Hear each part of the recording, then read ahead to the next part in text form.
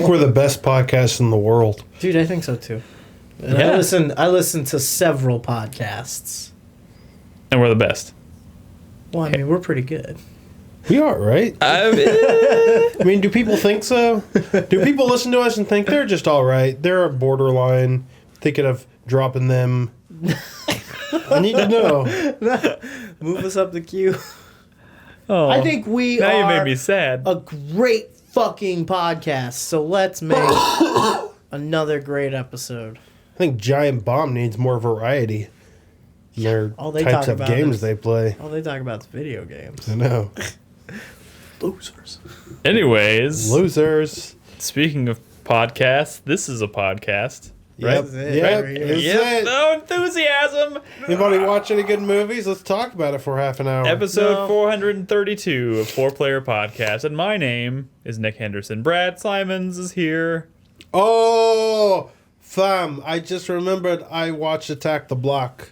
Bruv. With the guy from Star Wars. That's why I watched it. Is it good? It's good. Y'all should watch it. It's a good movie. It's like at 90% of Rotten Tomatoes if that's the kind of stuff you care about. But it is a really good horror movie. It's a horror movie? Yes, and the main dude is the Jedi dude from the new Star Wars. Alleged Jedi. We don't know that he's a Jedi. We don't know that he's a Jedi, Brad. And I'm Nolan. Nolan's here. I forgot about Nolan. I'm sorry. I'm here. The dude who will presumably become a Jedi, probably. And also, we didn't do I don't 5 think so. seconds of silence, by the way. I don't think so. Well, how about we remember? There's in no remembrance time. of somebody. We can do it now. Okay. Did anybody die recently? Oh yes, in a game I talked about. I'm about to talk about Tales of Zestiria. this The a real Japanese person? voice actress. She's actually a pretty famous voice actress for Lila. Actually passed away at the age of 38. Oh. So let's have 5 seconds of silence for her.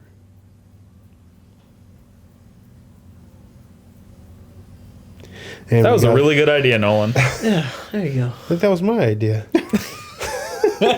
Good idea, Nolan. I'm just going to continue on. Thank Nolan. And Crispy's here, by the way. Hey, I'm also here. by the Crispy is way. also here. What's up, guys? I think it's pretty gaming heavy week, right? It's just jump right into all the games. Yeah. Guys, we are firmly up to our elbow at least. This is it. All the way in. Dude, I'm pretty shoulder deep right now. are- I'm shoulder We are deep. we are shoulder deep, Dude, right? not only that, we Fingers are... fully excited Dude, and wiggling. and wiggling. Come this Thursday, I'm going to have to somehow squeeze my head in. Guys. What's up? We have 7 days before the end of the world. I think we have 6. I've already What do you told mean, you. 6 days. The end of the world? That's after camping, right? Yes. So we're good. Yeah, you know what? Are you what? talking about Fallout?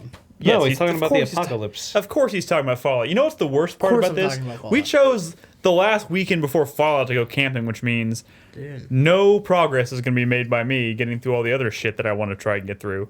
no way. Oh god, we need to finish this podcast so I can go home and finish Metal Gear because I am almost done with that. What if we brought a TV and a game system to the campsite? Would that be weird? We could. There's electricity. Is there? Or we could play our handhelds at least. We could play some Zelda. Wait, your dad lives nearby, right? Yeah. I think we know what we're gonna do. If the weather's good, I'll put the whole No. drive by and pick us up in the boat. Well, weather won't be let's good. talk about all the video games. We've got plenty to talk about. Who would like to start? Brad. I'll start. Brad always starts. What would you like to hear about first? Tales of Zestiria. Okay, fine. just- Jesus Christ. Sure. Well, I've get been it over playing. with. I've been playing some Tales of Zestiria. I'm not 20 hours in, so it hasn't gotten. So good you haven't yet. gotten past the title credits yet? It hasn't gotten good yet. Well, every Tales game is the same in that. Well, these- that sounds horrible. Well, it is an action RPG that revolves around 4 party members, and there's a synergy there. And by the time you get 4 party members, usually kind of all the systems have sort of clicked into place, and the game starts being really good. It's also when you start getting skits more frequently, and all the characters start interacting, and character development and funny jokes and all that. But every Tales game is the same, where there's this slog where you're just one dude or 2 dudes. You don't have any fucking moves yet, so you're just spamming the same shit over and over again. And, you're not having many skits or really good skits because, There's nobody around. Why are his arms so long? Yeah. Dude, like his oh my arms God, his look they're hands. dragging along the ground His as he's hands running. are like shovels. What's going on here, I think Brad? it's just an optical illusion because he's got shiny gloves. Okay, maybe. He's weird. They look ridiculous. So like this is the new Tales of game, and there are some differences, some notable differences like the hands. from the They're previous fucking huge. previous entries in the series. And I think the first thing you might notice a little bit here, while Is the hands. this is sort of in the world, the overworld. Yeah. That they kind of do their overworld like big giant areas. Like I don't really know how to what I could compare it to, but the overworld map are these big giant areas, and your towns and your caves and your dungeons they're found on these giant maps. This game kind of looks like butt. I'm sorry. Well, I mean this was originally a PS3 game. The Steam and PS4 version are just they decided to put that one out at release, but it was originally designed and released in Japan as PS3 first. This game's been out in Japan for a couple of years, I think. At this That's point. what happens with a lot of games that like might these. explain some of that. Yeah. Well, I mean, it's also just a Japanese RPG. It's. I mean, I don't know. They don't. They never look that great. So these are 3 out of the 4 characters. 3 out of you get a lot more than 4 characters. Oh, okay, usually. just 4 party is your max. But so- yeah, 4 is your max. So Oh, do yeah, look at you his hands. often travel with Mr. Hand? Mr. Hands. You think he Yeah. ever accidentally just like swings his arm up and like hits himself in the face with All his right, giant shut hands? up. I get it. It's funny. I don't even see it. So Okay. the joke might not even be worth it. You're the only one, Brad. His name is Sorey, by the way. Sorey. Sorry. Spelled like sorry. He's with so an E sorry. instead of a second R. It's very frustrating. He is the shepherd, or will be the shepherd, which is a Sorry. dude. He is a human, but he lives amongst the seraphim, the seraphim, and they're like, I mean, I don't really know what they are, but humans can't see them or communicate with them, but he can. He can, and he is going to become the shepherd. That's He's like gonna, that kid from The Sixth Sense. He's going to restore something to the. He's going to save the world, and the humans are going to live among the seraphs, and everyone's going to be happy, and that's what he's going to do. It's a very JRPG story. That sounds like he a is JRPG definitely story. like the center of the story, and Center of the story. yeah, Sound like you said sinner. yeah, That too. and his best friend is one of these seraphim. So other humans can't see him, but then you meet a. So you girl. think he has everyone thinks he has an imaginary friend? Yeah, kinda. That's cool. Kinda. He just kind of talks to no one, but you meet this So how other do you know girl. he's actually not crazy and all of this is just in his head? Well, because you Wouldn't that be a cool ending though? Like if it turned out it was all in his head the whole time and he was just like beating up random people and like punching snakes and everyone's like, Dude. what the fuck's up with this kid with the big hands? Why is he punching snakes? He's so mad at the world. There are some weird parallels to like classic Arthurian legend. Like there is a sword and a stone, and Oh, real and- original. And that girl in my party is the Lady of the Lake. She's like a seraphim, although she is like a fire elemental. So like a Merlin seraphim, so it's character? kind of weird.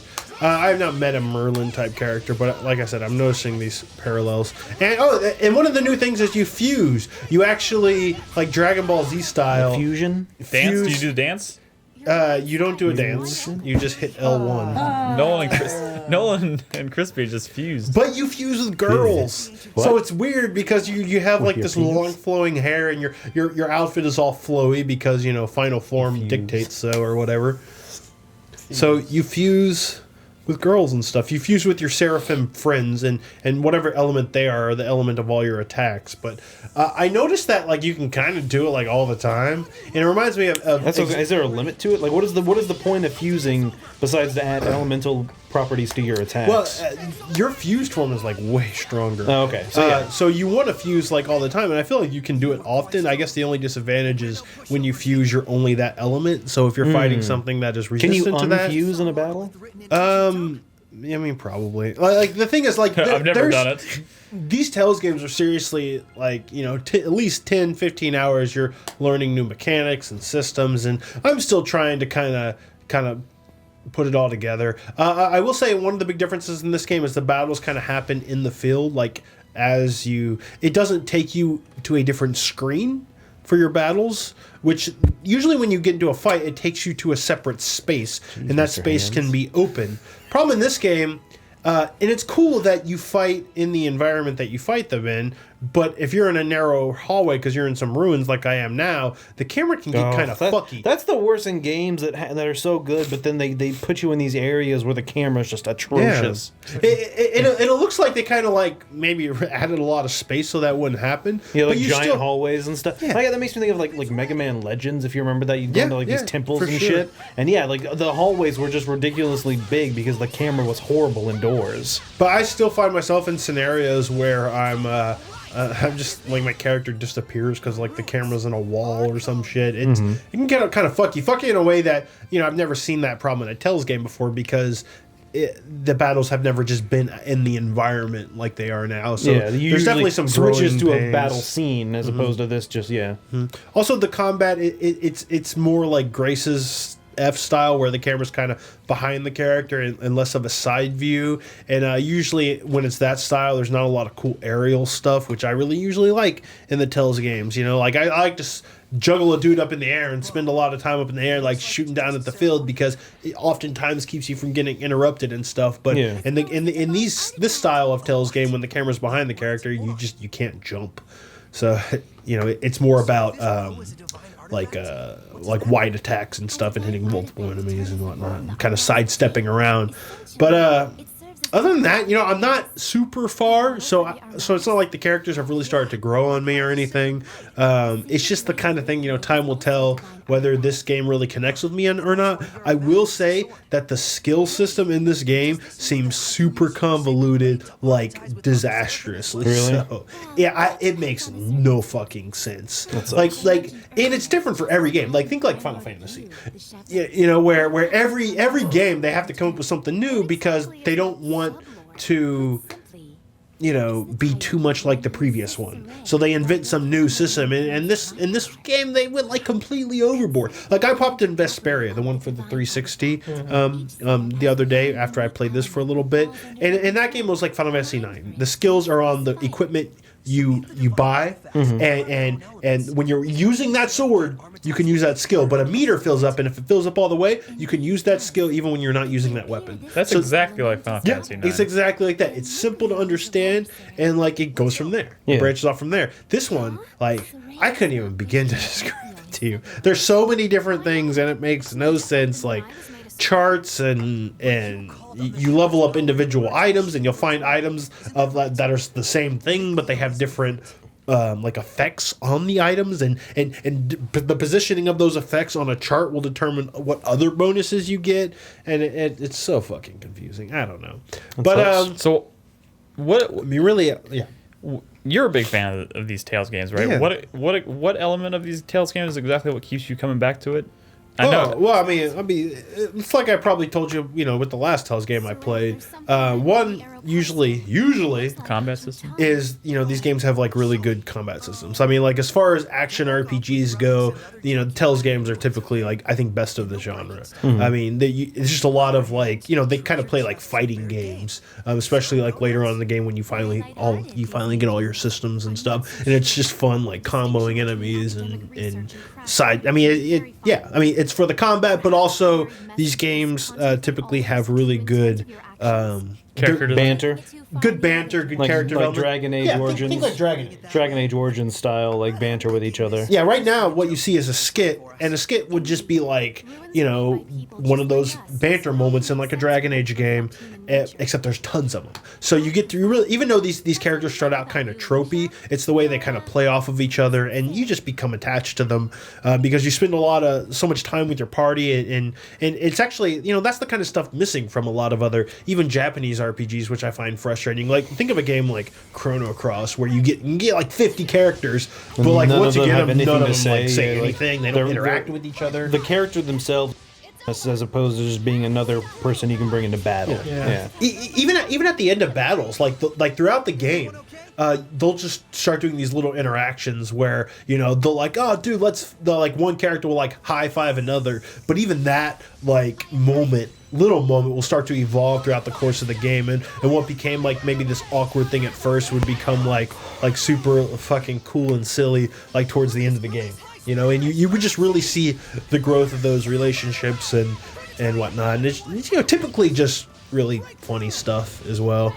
So yeah, I mean, combat and like characters more so than maybe like any sort of grand sense of story, which those are usually get a little kind of convoluted in these games, or I'm actually not a fan of dungeon design in these latest Tales games. They're very pathy and linear. It looks kind of almost like empty. procedurally generated. It almost looks like the original Dark Cloud. They do seem really empty, but I think that's in service of this new camera battles. Isn't this the system. series though where you like absolutely despise like the character designs? Yeah, no, they're fucking terrible. I'm actually like, there's this big story moment when you become the shepherd, and you're like, yeah, I'm the shepherd now, and you get this big flowing cape / poncho thing, and all the characters are talking about it like, you look so cool and regal and stuff, but it looks so dumb. So I just immediately took it off, and I'm just wearing this blue shirt that was underneath it. But everybody still comments on how awesome I look. But I just no. Wait, was that the poncho he was wearing in the skit? Yeah, exactly. Because that was fucking sweet. No, it's not sweet at all. It's really not. Cool. So there's two reasons. And I'll end with this. There's two reasons the characters look so stupid in this series. One, this series is very successful in Japan. It's all but the hands. But the majority audience is female in Japan. Like, they have Tales conventions, and they're like 95% females. So Brad would love to go to a Tales convention. So these Japanese girls just have shit taste, and they're designing these outfits for them. Jesus. For these young Japanese girls who like shitty outfits. The other thing is, they sell outfits that are so much cooler than their default outfits. So I think they're trying to make money selling cool outfits, like their school outfits or their beach outfits, or like there's always cameo outfits where they're wearing an outfit from a character in a different Tales game. Yeah. Like the main character has Yuri's outfit from Zestiria and whatnot, and that's always cool because if you're a fan of other Tales games, you're like, oh, cool, that outfit. But yeah, that Nostalgia. combination is just these outfits are designed to appeal towards young Japanese teenagers, female teenagers, and I guess women in Japan like a lot of like tails and like flowery bottoms to jackets and stuff. It's just fucking awful. Well, whatever. At least I could take off my stupid poncho cape. Dude, I can't remove he has feather earrings, like earrings with feathers, like fucking. Dude, that's rad. No, it's not. And the earrings are in the side of his ear. What? Yeah, it's like there's like an earring here, and then there's like a big feather hanging off. It increases his hearing.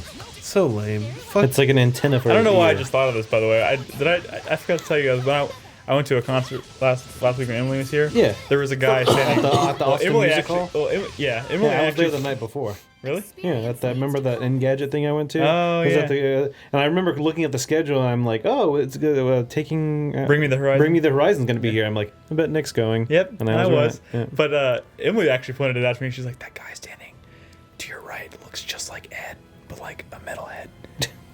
And I looked to my right, and sure enough, guy looked exactly like Ed, but like He was wearing a poncho. Like a no. sweet poncho. He was metal. no poncho, but he had like fucking Colossus? He had fucking stupid earrings in, which is what made me think about it. Anyways, that's Vesperia. I'll give you more updated impressions when I play a lot more. Zestiria. So probably in a couple We weeks. look forward to your detailed impressions. Well, I mean, reviews for this one were a little mixed, so I mean, I'm curious to see if it's gonna get better. Only time will tell. Yep. Hey Nolan, What up? what you got? I got a game you've been playing. No, you have a game that I haven't been playing. Oh. I started playing. I played Wait, how far did you get? I basically got to the point where they Do you remember handed, what sequence you were on? No, I just know that I did the mission where I got the grappling hook, but Okay. I didn't get it fixed. Okay. That's all I did. Oh So wow, I'm- yeah, that was a while ago. Then. Yeah, so I literally played for the first night. I played about 4 hours. By the way, we're talking about Assassin's Creed. Assassin's Syndicate. Creed Syndicate. And I'll tell you what, right now I am playing Metal Gear Solid 5, trying to get to the end of it. I'm so close, but all I want to be doing right now is playing Assassin's Creed Syndicate. I'm thinking about it during the day, but I'm just like, I'm so close to Metal Gear, I might as well just fucking finish it. Well, I'll tell you what, You Nick. clearly hate Metal Gear and only love Assassin's Creed. I'll tell you what, Nick.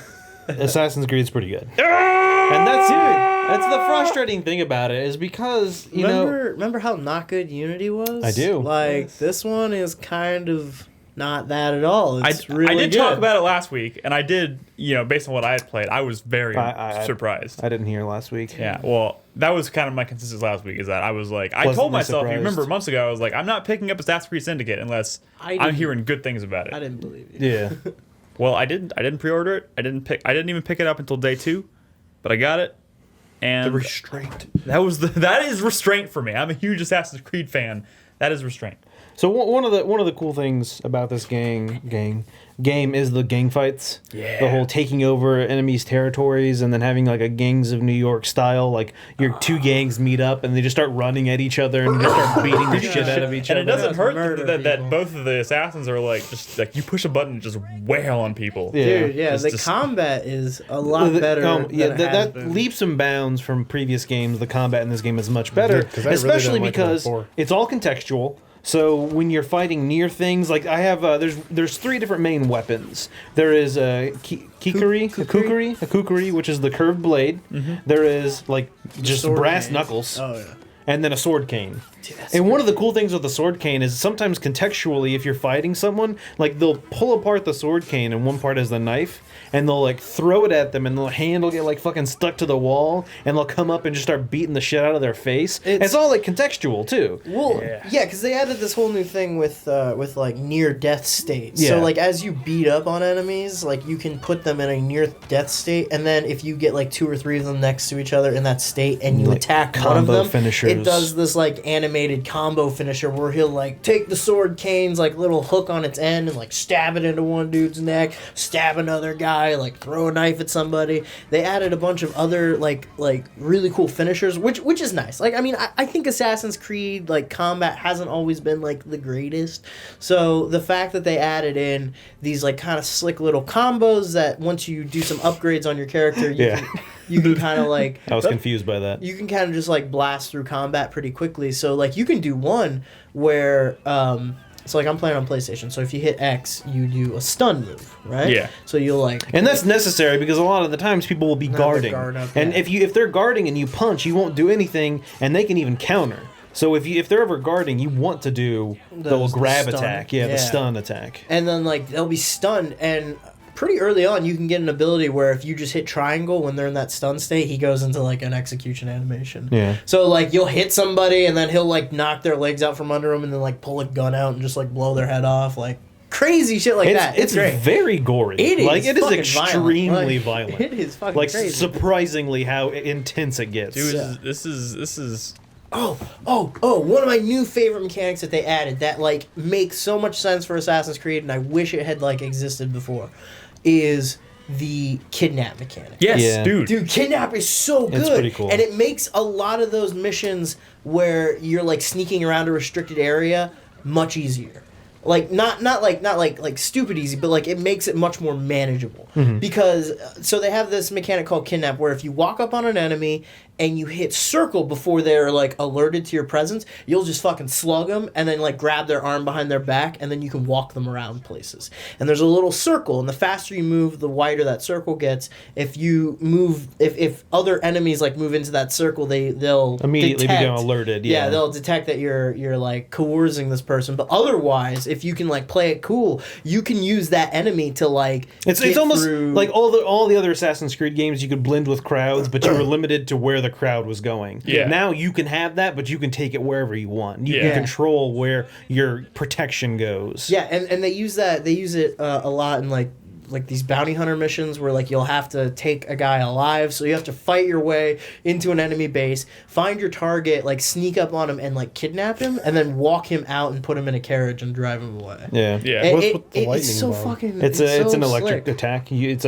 a bomb that you throw down and electrocutes everybody around you. Oh, Let me I ask love you: that. That are there sounds kids crazy. in this game? Yes.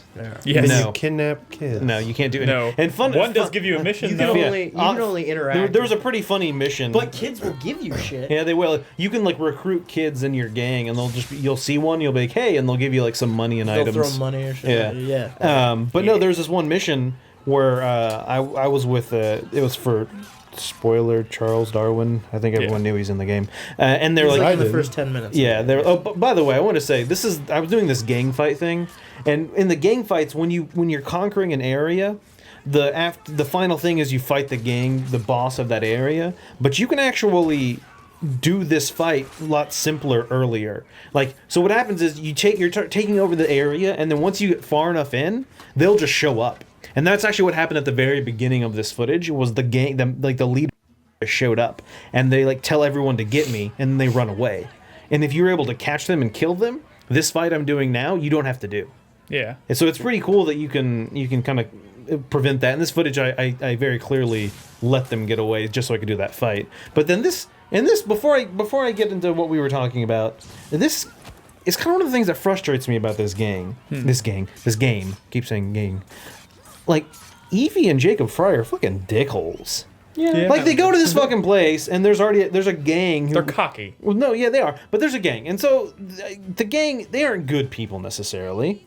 But you come in, you kill half of them, and then the other ones, you're like, yeah, you work for me now.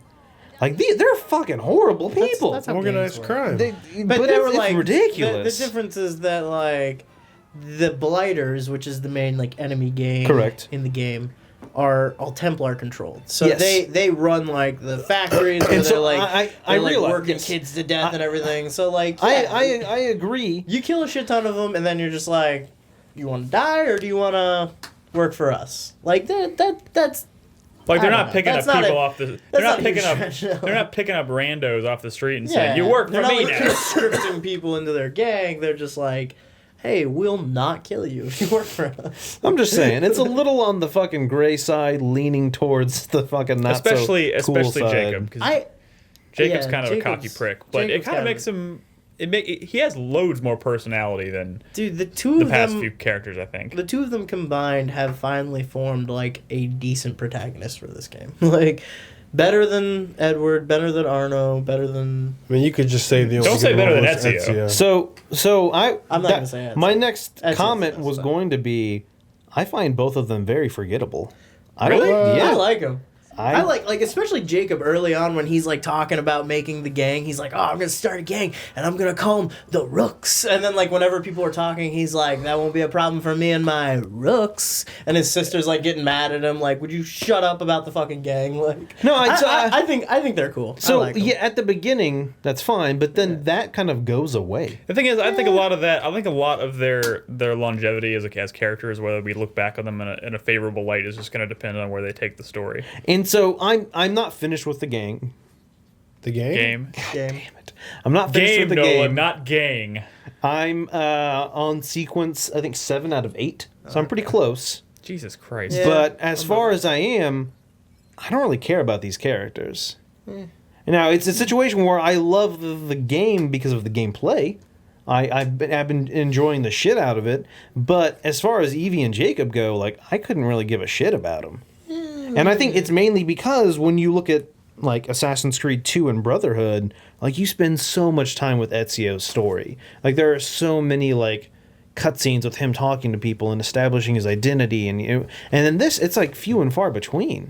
It's almost like Metal Gear Solid 5 syndrome, and that I wish there was so much more interaction. You know, and a lot I of think this- one of the issues is because there's two protagonists. Well, and True. they're also like already kind of set up and running by the time the game starts. Yeah, no, they're already like assassins. Ezio's story was very much like a fucking Yeah. Luke Skywalker journey, you know, and that's part of why it's so memorable. Also, I feel like from game to game, they're like testing the waters to see which characters are going to kind of get some traction, and like they don't want to totally commit to making a character like super likable because they may just decide, okay, we're going to move on and find the next one until we find one that's like Ezio. but everyone loves. so that's the thing is I think no one can disagree that Ezio was a fantastic character. Dude, he's but the then you best. had Connor, and everyone fucking hated him because he was boring. Connor sucks. And then you had Edward You know what Kenway, and sucks? he was Connor okay. I think had a lot of potential to be a cool character. He definitely did, but the game around him was also Dude, horrible. Like Edward Kenway was meh. He was okay.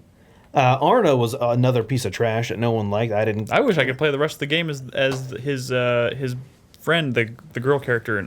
Oh yeah. She was pretty awesome. She was a The cool Templar character. girl? Yeah, I liked her a lot. But She was okay. And then these two, like I said, I don't dislike them. Yeah. They're just kind of meh. Like, you know, like I said, they're like their faces. They don't look like main characters. They look like just any NPC in the game. There's nothing special about them. Well, I don't know, the sorry NPCs they are couldn't be a charming Italian man. Oh, kind of ugly. Yeah, I don't know. It's a lot to live up to. That is a lot to live up to. But so another thing I wanted to get into in this game was one of the things I really enjoyed, and I guess it's kind of similar. They had some of this in 3, but it was those missions where you're kind of a little more free to kind of go about your own way completing the mission. And you're not there yet, Nick. I don't know if Crispy, if you've done any of these. Like, did you do like the hospital? No. Oh, Okay, so you're not there. I did a mission. I'm in I sequence did a 4. mission at PAX that was basically what you're talking Okay, about. and so it's kind of what I liken it to is like a Hitman game, where you go into a building and you have a mission and there's multiple ways you can go about doing it. Like your end goal is assassinate this person, and now you could probably bust through the door and run in and stab him, or you could get the key from this lady because she's disgruntled because she was just fired. I thought we talked about this. Well, we talked about it last week. He wasn't here. I mean, the only thing I mentioned last week is that I really liked that they added they point out entryways into buildings, which makes it easier to stumble across like different ways Yeah. of taking out your target. And so my biggest problem with that though is there is no freedom to do what they tell you exactly what to do. Yeah. They're like, here's what you can do. You can do this, this, this, and this.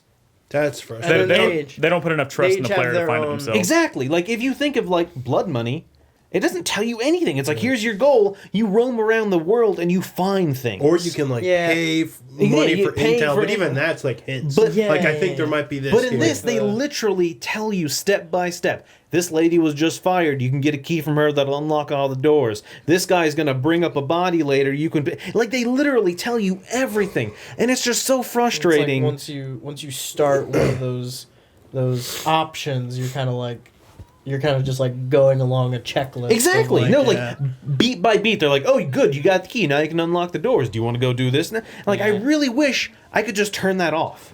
I wish you had the option to just turn off the HUD where it tells you what to do. Because I think I'd have so much more fun if I just stumbled across a woman who was like, My dog should probably come inside. stumbled across a woman who was like crying. She's like, I can't believe they fired me. And then you can approach her and talk to her. You know, that would be so much better than them pointing it out to me. Yeah. And so far, I've done, I think, 3 or 4 of those missions, all Jacob. None of them have been Evie. Dude, that's really frustrating for you do me. spend, That's the one thing, before the game came out that I was reading is that people like playing as Eevee a lot, but you still, like, as far as the story goes, you play about 70%. I as- love... compared to Jacob, I love Evie. I like the character better. I like that it's a female, for one thing, finally. And... yeah, you'll be doing, like, I spend all of my time in the world, as you can see, as Evie, and then I go and start a mission, and it's like, oh, this is a Jacob mission, you're Jacob now. Yeah. And it just throws him in do there. that? Huh? I wonder why they do that. I don't know, because they're too afraid to go completely female character. Dude, I think it all That's the comes down. I option. think it all comes down to focus testing. Yeah. You think Well, like, it's almost to the They're point where like, it's like, we'll make a female if assassin, people but like buy people a fe- bitch so much, we're just gonna make them play as the guy character. No, but I mean, you give them the option to use whoever you want. exactly, you let them use a female or a male. Well, you can do that in a lot of the game. You can pause the menu and switch. No, but that's between what I'm saying. different You can do that in the world, but as soon as you start like a main story mission, It gives you because like the mission icons will have. either Jacob or Evie. Oh, yeah. do you think maybe the thing is like a lot of the scenario was written As Jacob, and then they added Eevee in later. No, most likely, yeah. I would, because all of the Eevee missions, you could easily put Jacob in that scenario and it look the same. But the Jacob missions, I can't see. Like, there's one where he's like flirting with some lady, kind of like this mission side quest, like line you go down. Which also, I fucking hated that because every time I had to do one of the missions, like she's in a carriage. So the icon isn't stationary; it's constantly moving. So I'm chasing the fucking mission. I'm like trying to run down this mission because it's moving. Like that was really Is the frustrating. carriage stuff any good in this game? They I've kinda- actually enjoyed it. The carriages are fun to ride, but they're ridiculous. The controlling is ridiculous. But I mean, I guess it's almost realistic. No where- horse would survive amount, that. The amount of destruction that these carriages like inflict on each other Yeah, is ridiculous. it's crazy. But it is fun. No, it Yeah. definitely is fun.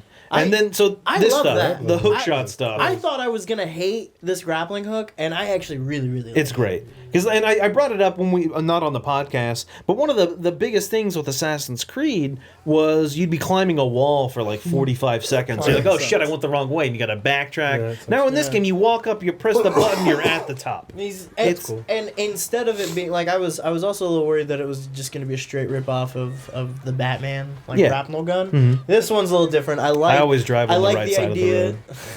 because Because that's the right way to do it. I love the idea of like the grappling hook hooks onto the edge, and then they have to kind of like rappel upwards. Yeah, there's a to lot. get there. There's once again contextual. Depending on where you are, there's a lot of situations where you don't just shoot up to the top. You'll like kind of jump off the building, and you'll kind of like hit certain points. And it also functions as like a line launcher where you can do that little like zip line thing. And in like a lot of games, if you were gonna jump on a zip line, it would just be like hit X, and then you just kind of like automatically slide down the line. In this, you have control about like where you can climb up the line, down the line. Like if you need to like precisely like angle yourself above somebody with the line, like you can do that a lot easier.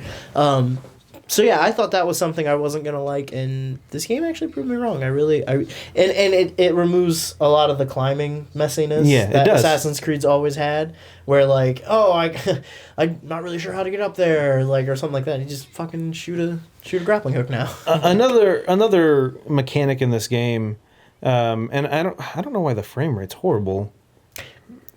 That's not the game. This is the recording. The game is smooth. Are you playing this on PS4? Yeah. So I don't know. I was recording it and everything seemed good, but I guess the recording. By the way, the music in this game is also fantastic. So one thing that's frustrating for me is you'll fast travel to somewhere and it starts playing this music, but only lasts for like 30 seconds and then it goes away, and it really sucks because I actually enjoy the music. I've been listening to the soundtrack at work. The music It that never starts ends. playing when you climb to the top of Big Ben is awesome. So the thing they added, and I can't remember which game they added, and I can't remember if it was in 4 or in Unity, where they added the free run up and the free run down. Unity. Yeah. It was kind of shitty in Unity. They've got it down set in this game. Yeah, and one of the frustrating things in Assassin's Creed games was always the parkour. Like, you'd always jump the wrong way and get stuck. Mm-hmm. And so they added it in Unity, but they perfected it. Not perfected, but it's so much better in this. Where if you're free running, depending on if you hold X or circle or A or B, go up or down. you either, when you get to the next kind of ledge, you will go up or down. And I think it works so much better. Man, the frame rate just turned the shit in this recording. That really sucks. I think because I was doing it at 60 frames a second, and like OBS was like, everything's good, you haven't dropped a frame, everything's fine. But apparently OBS is a lying frames were motherfucker. apparently dropped. Might just be a lot going on the computer right now. No, I closed everything when I was. It doesn't matter. So the free running is much better. The grappling hook makes it a lot of fun. I mean, like I said, besides the characters, also, I'm not a big fan of the train. I like the concept that your headquarters is on a train. It's kind of cool, kind of period-esque. Yeah, your headquarters moves around. The problem is, sometimes jumping between cars is a little finicky. Sometimes jumping off the train's a little finicky. Yeah. Like if you're trying to get off there's no graceful way to get off that train. if you're mid train, like you're in between cars and you want to get off, sometimes you'll just keep jumping back and forth between the cars instead of jumping off the side. I like then even if you do like a perfect jump off the train, like the animation is still like 2 seconds of them going whoa. Are you supposed to be using the grappling hook to get off the Yeah, train? You can't, because the one thing with the grappling hook is you can't use it unless you're directly under going up. And if you're going at an angle, you have to be at the edge. You have to have 2 stationary objects because you're setting up a line at that point. Yeah. If you're just shooting up, it doesn't matter where the starting location is. But you can stretch that thing pretty far. Oh no, you can. So the other problem with that is, by the way, cops can be bitches in this game. Yeah, they can. The other problem with that is there's several missions you start from the train. But the train don't give a fuck where the mission location is. Yeah. So you'll be like, start this mission. The train's on the east side of the map. The mission's on the west side. You can't fast travel because you've started the mission. So you literally just have to run across the entire map. Because that's where the train was located when you started the mission. I think that's a little silly. I wish the train would maybe drive a little closer. Like, I don't know, it's a train. But some of the train stuff is pretty cool. Seamless world. Yeah, some of the train, like train heists are fun. Like when you there's certain like there's a lot going on in this world. Much like any other Assassin's Creed game, there's just icons littering the fucking map. There's so many things you can do. When you do those like train heists or like boat train heists, Yeah. like you can always like run to the front car and just like knock off all the other cars so it stops moving and then just like go through at your own pace. Like there's a lot of like cool little things that they added for dealing with these missions. And you know what? It wasn't a Assassin's disaster. Creed has made me come around a little bit. If they can keep producing games like kind of at this area, I think. I mean, at least they're headed in the right direction. One of my frustrating things with the series is they're still driving out that whole, oh, you're an initiate and you're living the memory. Just fucking give me a game in a time period where I'm an assassin. We had this yeah, conversation we had that last week. We I can't think they open that can of worms finally- again no, because I I will think- fight it. I think they have vigilantly. finally struck a good balance between the two because now it's just like a stupid little cutscene between sequences. And the cutscenes now just star Rebecca and Sean, who I actually really like those characters. And yeah, I'm fine with those characters. It's great that like. But to my point, you could remove those, and it'd be the same It's fucking still game. the same game. Sure. So like, Sure. I don't know. But That's, there has It's the blend of sci-fi. there has We've been had this this whole conversation meta many narrative times. that it Well, would be really I silly wasn't to here just last week. abandon. But you've been here the 20 other times. I know, we've had but, this but the podcast. thing is, it's been different. Still, even in Unity, it was much more like it was a heavier presence in the game. And this, it's so little. Like I'm like, why is it even there? Oh. Like in Unity, you were fucking Honestly, walking that's around the one in thing the I said real last world. week that I was really disappointed by in the game is that there was so little of it. Well, They that's have what to I'm have saying. it They there need to to either appease- commit to having it or not having it. I People who completely like it. agree with you on that point. And I wish they would just commit to one because it seemed like in Unity they were going a little heavier on it, and now in this they've all of a sudden dropped it. But not really. We're still going to talk about it every once. Like I just wish they would fucking choose. Well, let's be realistic, Nick. I mean, Nolan. They can't just make it go away. They could. I mean, that's the series. So they fucking made Desmond just go away. Sure, but I'm He saying, may still like, come back one day. It is still the conceit of the series. Okay. Anyways, I mean, I all the poo poo aside, like I said, I'm enjoying the shit out of the game. sweet. Me too. I just wish I would be playing I'm it. definitely going to finish it. It's a good. You know, if this fall wasn't as crowded as it was, And I don't blame you, Brad. I would maybe try it. But So I don't blame you for not, especially because we've been butthurt so many times about the Assassin's Creed series. Yeah. Essentially, almost everything after Brotherhood. But Forrest Gump. yeah, no, definitely 4's good. I would say maybe if there's a lull this coming spring, definitely check it out. Yeah. it's worth it. Do like British people, the ones that bring me Whataburger sauce in the middle of the night. Don't come in to fix my Tomb Raider. And this is one of the cool things I like about the game. And sometimes there's like just random side missions. Like this one, like all of a sudden I'm being hypnotized by some guy. It's like, wait, what? That's some Red Dead Redemption shit yeah. right there. Yeah. I was like, I have no idea what this guy's doing to you. on Speaking screen. of redemption, Look at my watch. It's are really you cool. Are you talking to me? yeah, Redemption. I have no idea what transition you're trying to. What? I don't know. Life is strange. What? Oh, and, well, I did finish that game. That's a trip, but I'm not going to talk about that. Nier. No. Binding of Isaac. Well, maybe. Stalker? Crispy, have you played anything? Assassin's Creed. Okay. That Can I was talk what about he played. Stalker real quick? And then Oh maybe yes, after the please break, talk we'll about do- Stalker. I wish I could be Actually, playing it's this game right now. pronounced S.T.A.L.K.E.R. So, a subscriber of the month last month was, Dementia? Dementia. Dementia? Dementia. He or she chose Stalker Call of Pripyat. And I'm glad he did because, man, Stalker is not only a rad fucking game. This is the most I've played of it. But it is also a great warm-up to Fallout without, playing an old Fallout Without again. Fallout, yeah. Yeah. Because it is a wastelandy type, apocalyptic setting.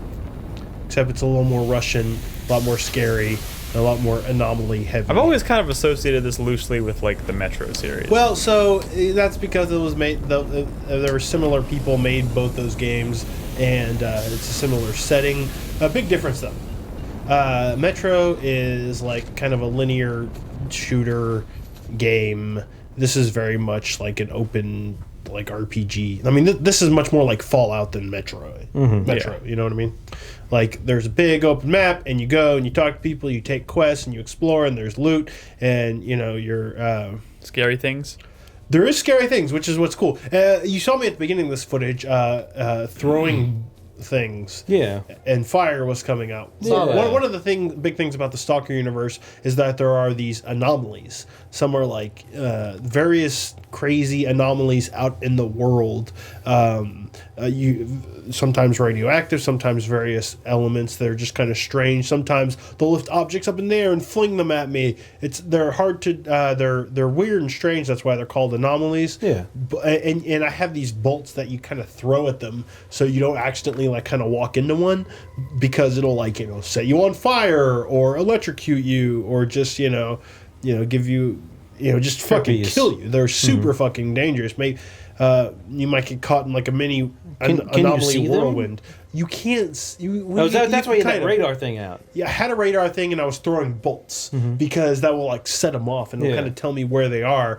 But the thing is, there's oftentimes these really powerful artifacts in areas where there's heavily anomalies, and those artifacts you could sell for a lot of money, or you can equip them and they'll give you like really good boosts. The thing is, they do increase your radiation, so you'll have to like find equipment or other artifacts that will sort of counter the effects of your radiation. Did you just Well, you walk up have that, but this leans a little more on the survival-y type, and you don't have like a ton of radaway essentially.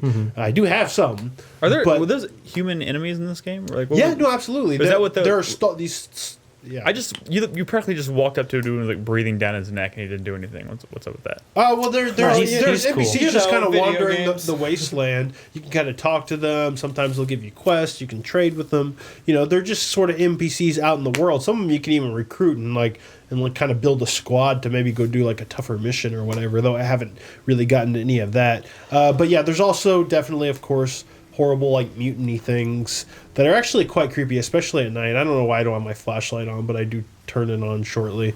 So there is there's a day-night cycle, and I can't stress enough just how kind of fun, but at the same time kind of like tense it is to explore this world. We've been playing a lot of open world games, I feel like, this year, and I feel like this game like by far does that shit better. It kind of reminds you, hey, there's a way that you can really, and I think we're about to play Fallout, so we're about to understand. But like when an open world is at its best, it's when you want to like explore every inch, because the stuff you don't know what you're gonna find, and it's exciting. And the stuff you potentially could find could ultimately be very valuable. I mean, the sense of economy on this world is such that there's a lot of stuff out there that you want. You can upgrade your weapons and your armor, and those upgrades are like meaningful.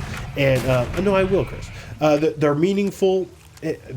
I should have turned on my flashlight. It would have made this easier to see, but I'm fighting these horrible creature things. And one of the other tense things about kind of there's no fast travel in this world. Sometimes you'll find like an anomaly that will like teleport you to another part of the world, but kind of getting stranded out. So like exploring this wasteland can be kind of dangerous, not only because of the things out there that want to kill you, not just because of anomalies. By the way, when I was recording this footage, I was just kind of exploring an area that I've never been in, and I see this train and like some crazy shit's going on, and I die a few times trying to figure it out. But as you'll soon see, you die from anomalies. But it's very much like Dragon's Dogma, where night. Where it can be kind of dangerous as you make a journey out to a place to like complete a side quest or something. If you get stuck out at nighttime. If you find a bunch of loot and you're you're like, man, all this stuff is really fucking good. I gotta get this back. I gotta sell some of it. I gotta repair some of it. I gotta put it in my stash because like this shit's gonna make me rich or whatever, right? But when you're carrying a lot of stuff, your stamina is dramatically reduced, so you can't sprint except very short distances. You can't jump around except very short distances, but you need all that stuff, and you can't just fast travel.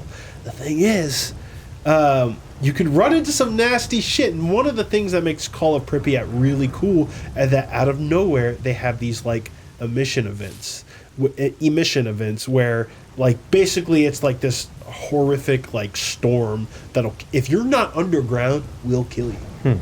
And when it's coming, and it just comes out of nowhere, it might start off and kind of just sound like a storm, but like it gets really loud, the screen will start shaking, and all of a sudden, if you pull up your map, it just points, dude, here is the closest place, like underground, a cave, a building with a basement. You got to get to it, and you got to get to it now.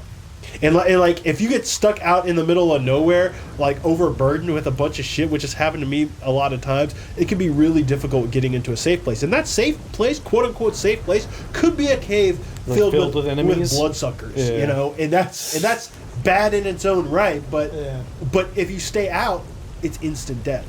So I mean, honestly, that's kind of not to a much lesser degree, obviously, but like that's one of the things I really loved about Mad Max was like when those storms rolled in, you had this like sense of like panic, like I got to get out of the open because I'm gonna get just ripped apart out here. Yeah, I mean, and that's a cool feeling. It's kind of like that. The cool thing is you see all the like NPCs in the world kind of like running for cover as well. See, that's cool. So you're like, oh shit, and you're just following them. Come on, hurry!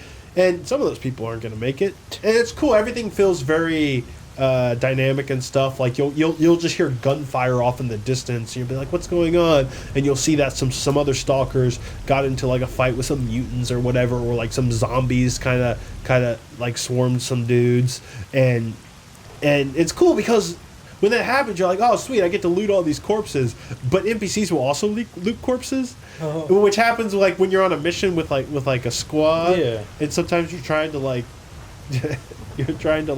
race them for loot, kind of like you're playing an old school Diablo game, and that's pretty exciting trying too. To get the heavy loot. Squad fucked me up. I can't stress enough how much I'm enjoying this game. The one bummer is that it runs kind of crappy on my computer, just because Call of Pripyat especially has trouble running on modern systems very well, unless you have like this 3 gigabyte patch or something. It's more than just a patch. You got to do some tricky shit to make it run really smoothly. There's a lot of hitching, but it's so good that it really is. When did this game come out? I can't even remember. Was it like 2000? Probably like 5 years ago, I'd say. 2009. 2009. Yeah, this is the third Stalker game, but the second one nobody talks about because everyone hates that one. But Shadow of Chernobyl was the first one. That one's also really good. I played some of that, but this one I think is even better because it's open ended and it has those emission events, and I can't tell you enough how fucking it's terrifying because it's like apocalyptic what's going on, like it's like the world's ending and you could see it coming towards you. But if you see it, you're probably not going to make it. You're probably fucked already. Because you can't just run into like a barn or something. You got to get underground. So it's... You can't just like dig a hole. That's so cool. It's really fucking cool. I'll definitely be playing more of this. Is this series dead, or is there any chance of us getting this the series is kind of dead in some ways, yeah. There was a sequel in development, got canceled. The developer got shuttered. I mean, I don't know. I don't think we're ever going to get a real Stalker game. I know some people think that the Metro games kind of fill that void, but not really. Those games are only similar in terms of setting. The thing is, if Metro went open world, it has the potential to be like this. Well, but these are also RPGs. Because Metro has not really an RPG. You could make it an RPG easily enough. Sure. Like, the thing is, like Metro, I mean, kind of like the emission events, but kind of the opposite. It's you have these moments where you go above ground and you have to make sure you have the adequate amount of like you have to have a gas mask and the right amount of oxygen and whatever to survive. Like if you expanded that out into an open world setting, that could be cool. And god damn it, that would have been actually a really good choice for my top 5 games that should go open world. Damn. What is the zone? It kind of did. The zone? Yeah. It didn't go open world. Every time you die, it says lost to the zone. I guess like the world. Yeah, I don't know what that means. Actually, like the wasteland.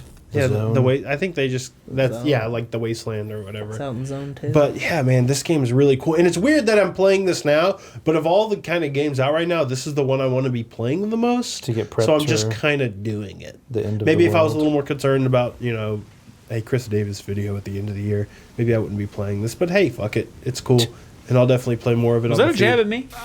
Well, it's a jab at all of us a little bit. I think we kind of get obsessed with staying current, Well, I want to stay current. Because, I mean, like, if you don't stay... Well, never mind. I'm not going to talk about that, but... Exclusions. Yeah. I mean, just play I want to play Kingdom Hearts 2 right now, but not Maybe Kingdom Hearts. we Not should- Kingdom Hearts 2. Kingdom Maybe Hearts. we should maybe the trade-off. What we can do. Yeah, I'm done with Stalker, by the way, Chris. What we could do is we can kind of give more awards to like older games we played that year, so we don't feel so I think that's one like of the pressured to play the current. I ones. think the main issue revolves around especially our top 10 games of the year. Yeah. It's just because you feel like if you haven't played a game, it's like, man, that could have been my number one.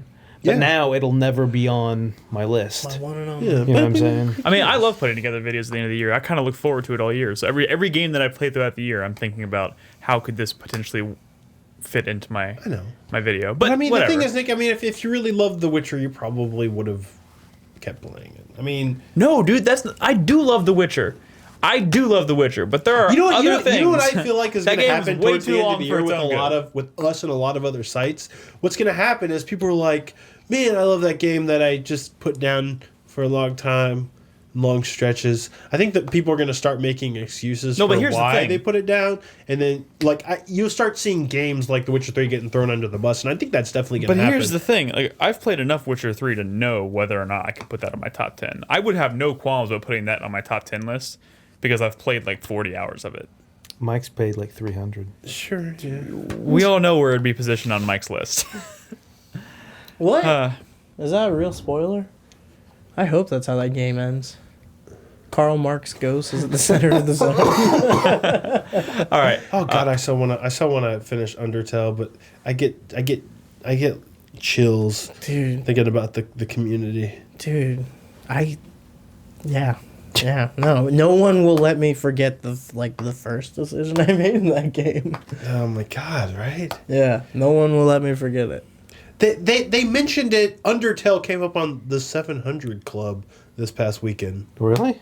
Yeah. Yeah, Like I the- saw that. Conservative Christian Yeah. talk show. Yeah, some Like my daughter had a skeleton winking on her phone. It's the devil or whatever. Really? Yeah. They were saying it's the devil. Well, no. But Well, she was yeah, basically saying essentially. she was concerned, and she said she was troubled because she asked her daughter about it, and daughter said, "No, it's from a video game. It's all right." And she was just like, "What do I do? What do I do? What do I do?" How do Some weird skeleton how man do I named beat my Papyrus. daughter? There are people. I mean, you can't say this about every video game that has come out this year, but within a week of the release of Undertale, there was already people having sex dressed up as skeletons. And I know that. Wait, deep wasn't down that like a normal in my day for bones. Yeah, some but people? some people already do Yeah, that. some people already did that. I don't wait. Is there Dressed like up specifically as characters from Undertale. wait? What? I guess I'm- you just have to finish it. Right? I'm fairly confident that every video game out there, someone's dressed up as a character and had sex as that character. But not like overnight, you know? Not yet. You know, no one, It no took one had people a sex few weeks dressed to up get as... their Mass Effect cosplays That's ready true. before they yeah. can There's a start lot more having work sex in going them. into it.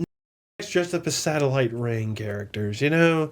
I Dude, bet There's somebody something did. specifically It's a about... big world. 7 billion people on this planet, Brad. Don't say nobody. Yeah. There's a lot of Undertale fans out there that really kind of skeeved me out a little Ruined it. bit. They ruined it! They fucking ruined it! Soiled it. All right. Ruined! Here's the deal. We're going to take a quick break. When we come back, we're going to talk about Nier 2. Yeah. Nier. Not here? Someone played Nier 2? Automata. We're also gonna talk about- Automata. We're going to talk about the gameplay footage. And we'll do news and community, all that stuff. I think, are there any other games, like impressions-wise, you have 2 more? Yeah. Is one of them Binding of Isaac? Yeah. No. Bad Nolan. No. You played too much Binding of Isaac. It's not Binding of Isaac. How it's many Binding times of have you Isaac talked about Binding of Isaac Afterbirth. this year? This is Afterbirth. Wait, This is not Rebirth. You have 2 more games? What's really good? White Day.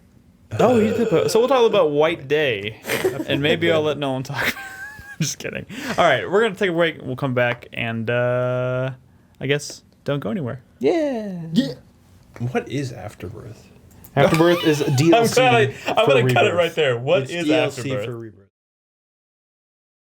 Hey, Brad. Hey, Nick! Welcome to the Bump Spot. Yep, we're here. I'm here. We're bumping. We've got so this is gonna be kind of a patron themed Bump Spot. We got a lot of stuff going on. This week. Supporter theme. Please, Nick. Sorry. I'm sorry. Supporter themed Bump Spot. First and foremost, I want to bring up this weekend. This weekend. Oh. Our long awaited 4-player camping trip is happening. We will all be in attendance. We went camping, or we went camping shopping, or shopping for camping supplies, or whatever you want to That's call what we it. did. Did you bring some today, Nick? Nolan? You're here. Nolan's here. Welcome to the bump spot, Nolan. It's all in my trunk. Okay. I'll take some of it if you like. I mean, why? Yeah, I guess why. Just leave it in my trunk. Sure. We got all kinds of goodies, and actually that ties directly into, we released our first vlog for the month. You can check out our camping trip, our camping, how do you say this? Camping shopping trip. Our camping shopping trip has been immortalized in vlog form. You can find it on patreon.com/4player or on the supporter page on 4playernetwork.com, so I checked that out. But we're leaving on Friday night. Friday night we're going to go out. Who's going to secure 3 copies of the 3 Scary Stories to Tell in the Dark books? I think I already have all of those. Well, you better bring them. I'll see if I can find them. But those are great books.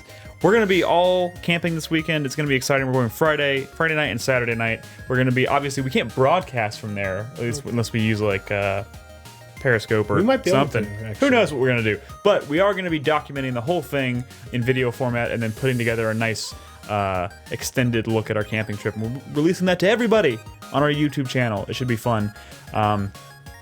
It should be a lot of fun, right, Brad? You excited? I'm excited. I'm fucking stoked, man. You're gonna be cooking weenies and Hell yeah. telling stories and maybe even playing games in the dark or something. I don't know. Yeah. It's gonna be cool. But what else? You did some video for our supporters this week, right, Brad? I especially want everybody to know that I enjoyed doing my top 5 video. I did my top 5 favorite video game title screens, and if you're a supporter, if you're a Twitch subscriber or a patron, you should have access to it. So go look and watch and let me know what you think, because I like to hear the feedback. Well, one thing that will help is I'm putting together this month's newsletter, patron newsletter, which will have a link directly to it. So look, if you're a supporter on Patreon, you can check your email inboxes. You'll be receiving that shortly. I also have a top 5. It's public. You can find it on our YouTube channel. I did my top 5 games that should go open world, which was a fun one for me. I've been playing a lot of open world games. Last but not least, I did want to also give a shout out to Jack on the podcast last week, because Jack was here. He announced he's giving away a bunch of Fallout games in preparation for Fallout 4, and there is a thread in the forums over at 4playernetwork.com. All you have to do to potentially win those games is go in there and tell Jack and us what you would do to survive in the wasteland. The stupidest thing you can think of. It's great. You should go now, because it looks like you'll have a pretty good chance of winning. The thing is, a lot of people already have those games, so if you don't and you're looking for an opportunity, this might be a really great opportunity to get all of them, like at once. Cool. Anyways, I think we're gonna get back to our regularly scheduled podcast. Last reminder, camping trip this weekend. Look for that we should video also soon. mention that you might see, while we're out, Ed will be kind of hosting the stream this weekend. Yeah, because obviously we'll be out in the wilderness, so we can't really broadcast. But Ed will be playing some games. He'll be playing some games, and he'll be kind of showing some stuff that we've recorded as well. This will be a rare opportunity for you to get to know Ed a little bit better. Get to know Ed. Ask him anything. He's a cool dude. Pretty great guy. Yeah. He's a pretty good guy. He actually goes to metal shows on the weekend here in Austin for some reason. I have no idea. Really weird. Yeah, really strange. But get to know him. Should be fun. And of course, I think we're all excited. Let's get back to the podcast, Brad. Podcast. Did you say poo-poo? That's the Fade Out song. Oh. Diddy. You know what it was? Because overnight people were like, you know what? It doesn't even matter what comes out this year. This is my game of the year. It doesn't even matter. This is one. They haven't even played Rise of the Tomb Raider yet. Isn't it like a joke? No, they're completely fucking serious. There are people making costumes right now to dress up as Undertale characters. Just like in high school. There are like not even like for Halloween, not even for personal use. Like there are people going to school going like, I hate everyone, but I'm gonna dress up as Sans from Undertale, and that's Sans just wears a fucking jacket.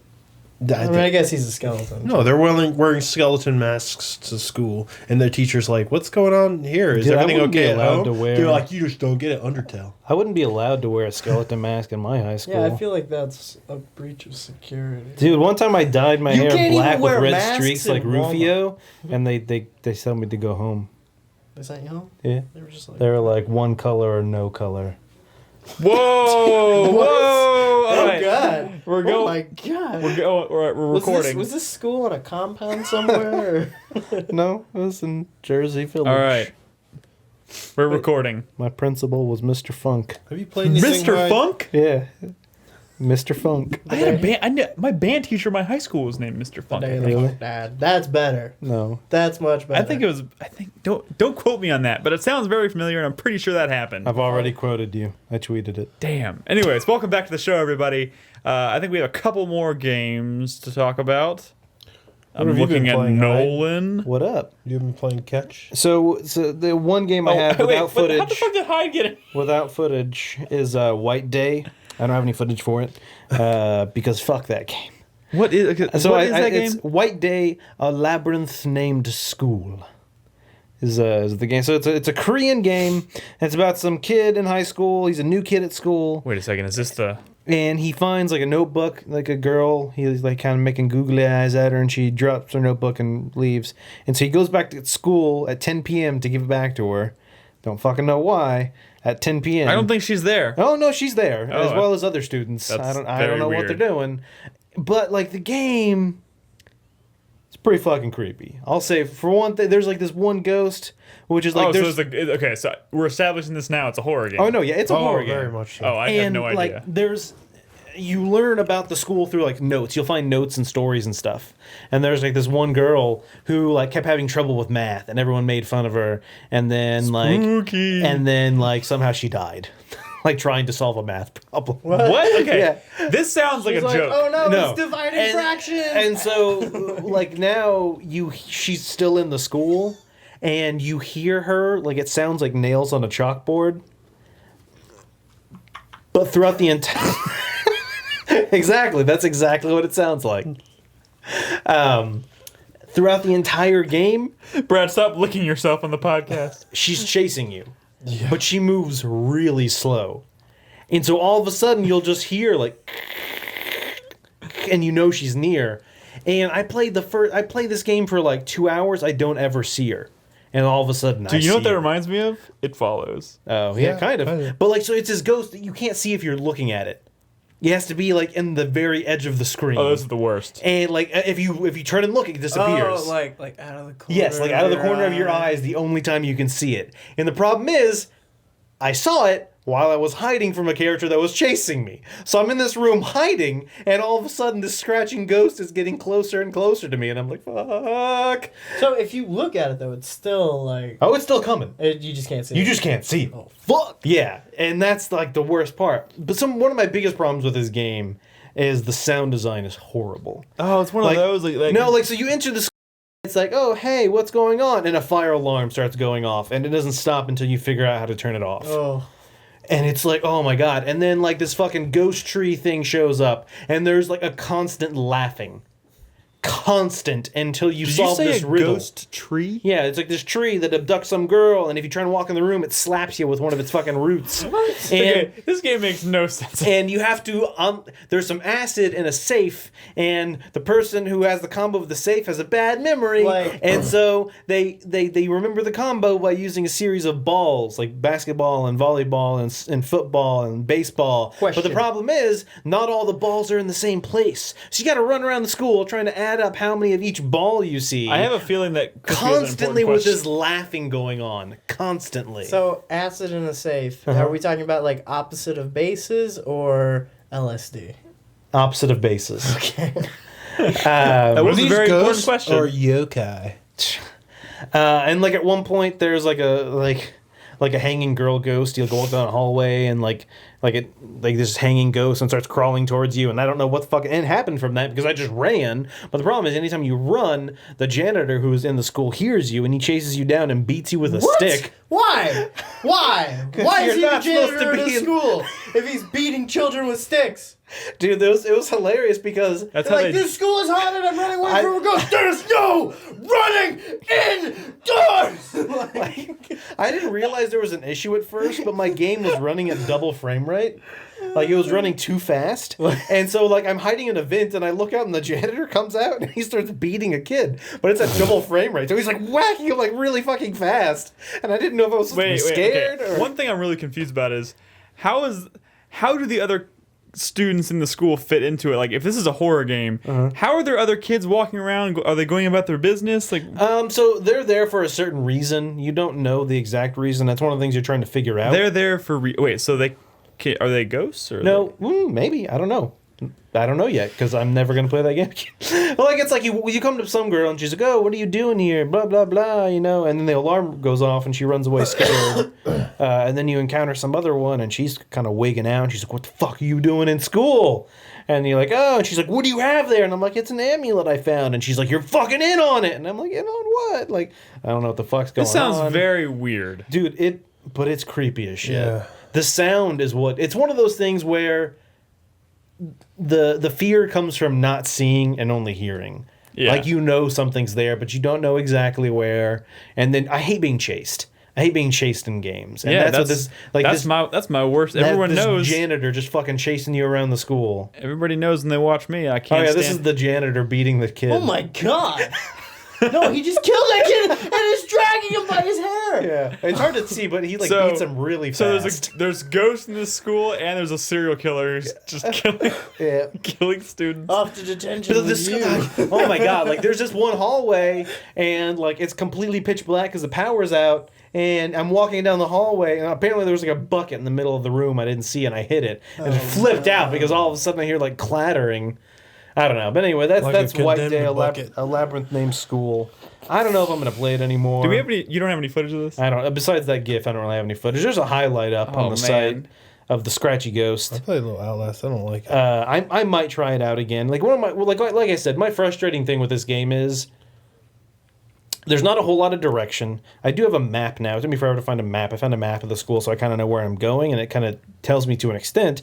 But the problem is there's been so many sequences where like just noises are going on, and I turned off the game volume when I was trying to solve the fucking ball puzzle because it took me like half an hour to solve this puzzle. Constant just laughing. Just would not stop until I solved the puzzle. That's lame. And that's that's a horrible design in my opinion. If they would have localized the laughter to where like maybe when you're only near the fucking ghost, if you're in a different part of the school, you shouldn't fucking still hear it unless it's a And that was the thing that got me in like Toast Points was talking to me about it, and I didn't believe him at first with that scratchy ghost that it was following me because I never saw it. I just kept hearing it, and I'm like, is that actually? I stopped to read a note, and I'm reading a note, and I hear this because there's no pausing this game. See, that sounds creepy as shit. And so I'm trying to read this note, and I hear it, and I'm like, oh, okay. So I ran away, and I'm like, okay, good, it's done. Start reading the note again, and like a minute later, I start hearing it again. I'm like, is this something chasing me? They're making this game for PlayStation VR. Yes, they're gonna put it on PlayStation VR, and I can't even fucking They just imagine. announced that. Wow. Yeah, they just announced it like today or something. That. Yeah. Fuck it. That. But I might try it more. Especially if like the corner of your eye actually becomes Yes. the corner of your eye. Yeah. So the other game I've played a little bit of. By the way, Hyde's dream just came true. I'm pretty sure. Oh yeah, that is true. Toast mentioned it when I was casting that he had played the game before, but he never actually saw that scratching ghost. Like he never saw it. Like it wasn't until he was he didn't even know you could see it until I saw it in the corner of my eye when I was running from the janitor. The creepy looking. Yeah, okay, it's pretty fucking creepy because it's like translucent. I want to see what it looks like. Watch my highlight that went up today. Yeah, watch the highlight. Okay. I'll do that. I'll do that, Nolan. But the other game I've been playing just a smidge of is The Binding of Isaac Afterbirth. It's never a smidge. It's like 20 hours. Nolan, where do you find the fucking time? Yeah, seriously. Like the middle of the night? When do you sleep? When I'm playing The Binding of Isaac. It's like it got to the point where like I was playing it on Sunday and I was like, I really need to stop playing this because there's other games I need to play. Like, I was talking with Jaeger, and he's like, yeah, I finished Assassin's Creed, and I'm like, fuck. And, like, because I started not too long after him, and, like... It took me 2 months to finish Metal Gear. This is really concerning. So, Afterbirth is the newest DLC for The Binding of Isaac Rebirth. Supposed to have, like, 120 items, a bunch of new, like, boss characters, a bunch of new, just regular enemy characters, a bunch of new, like, trinkets and items, new levels. So most of the rooms were either squares, like big cubes, or like a long, there's long hallway type rooms. But now there's like L-shaped rooms, and there's small, tiny rooms, which can be really frustrating when you walk into a small, tiny room and there's a big enemy in it. There's like traps, so you can step on traps and set them off. There's this I'm in like a burning floor, so like the floor is all smoky because it's on fire. There's floors that are flooded now. They've added like a lot of new elements. And one of the things that's actually kind of funny about this game is, you know, the developer, I forget his name, Ed something. McMillan. Yeah, thank you. Came out and he's like, yeah, the game's going to have 120 new items. And there's people who were like, if you think I'm crazy about this game, there are Binding of Isaac, like, fanatics out there. Yeah. When was the first time you talked about this game on the podcast, Nolan? Earlier this year. I mean, I might have talked about it when it came out a long time ago, and I played it when it first came out. Is this the second DLC? Or Did you just get something called Minecrafter? I don't know. I didn't see. It's complicated. That's the thing. Yeah, maybe it makes TNT. You can just like lay some TNT. Minecraft has gone too far. Yeah. So since the game has come out, 120 items or something, people have only found 74.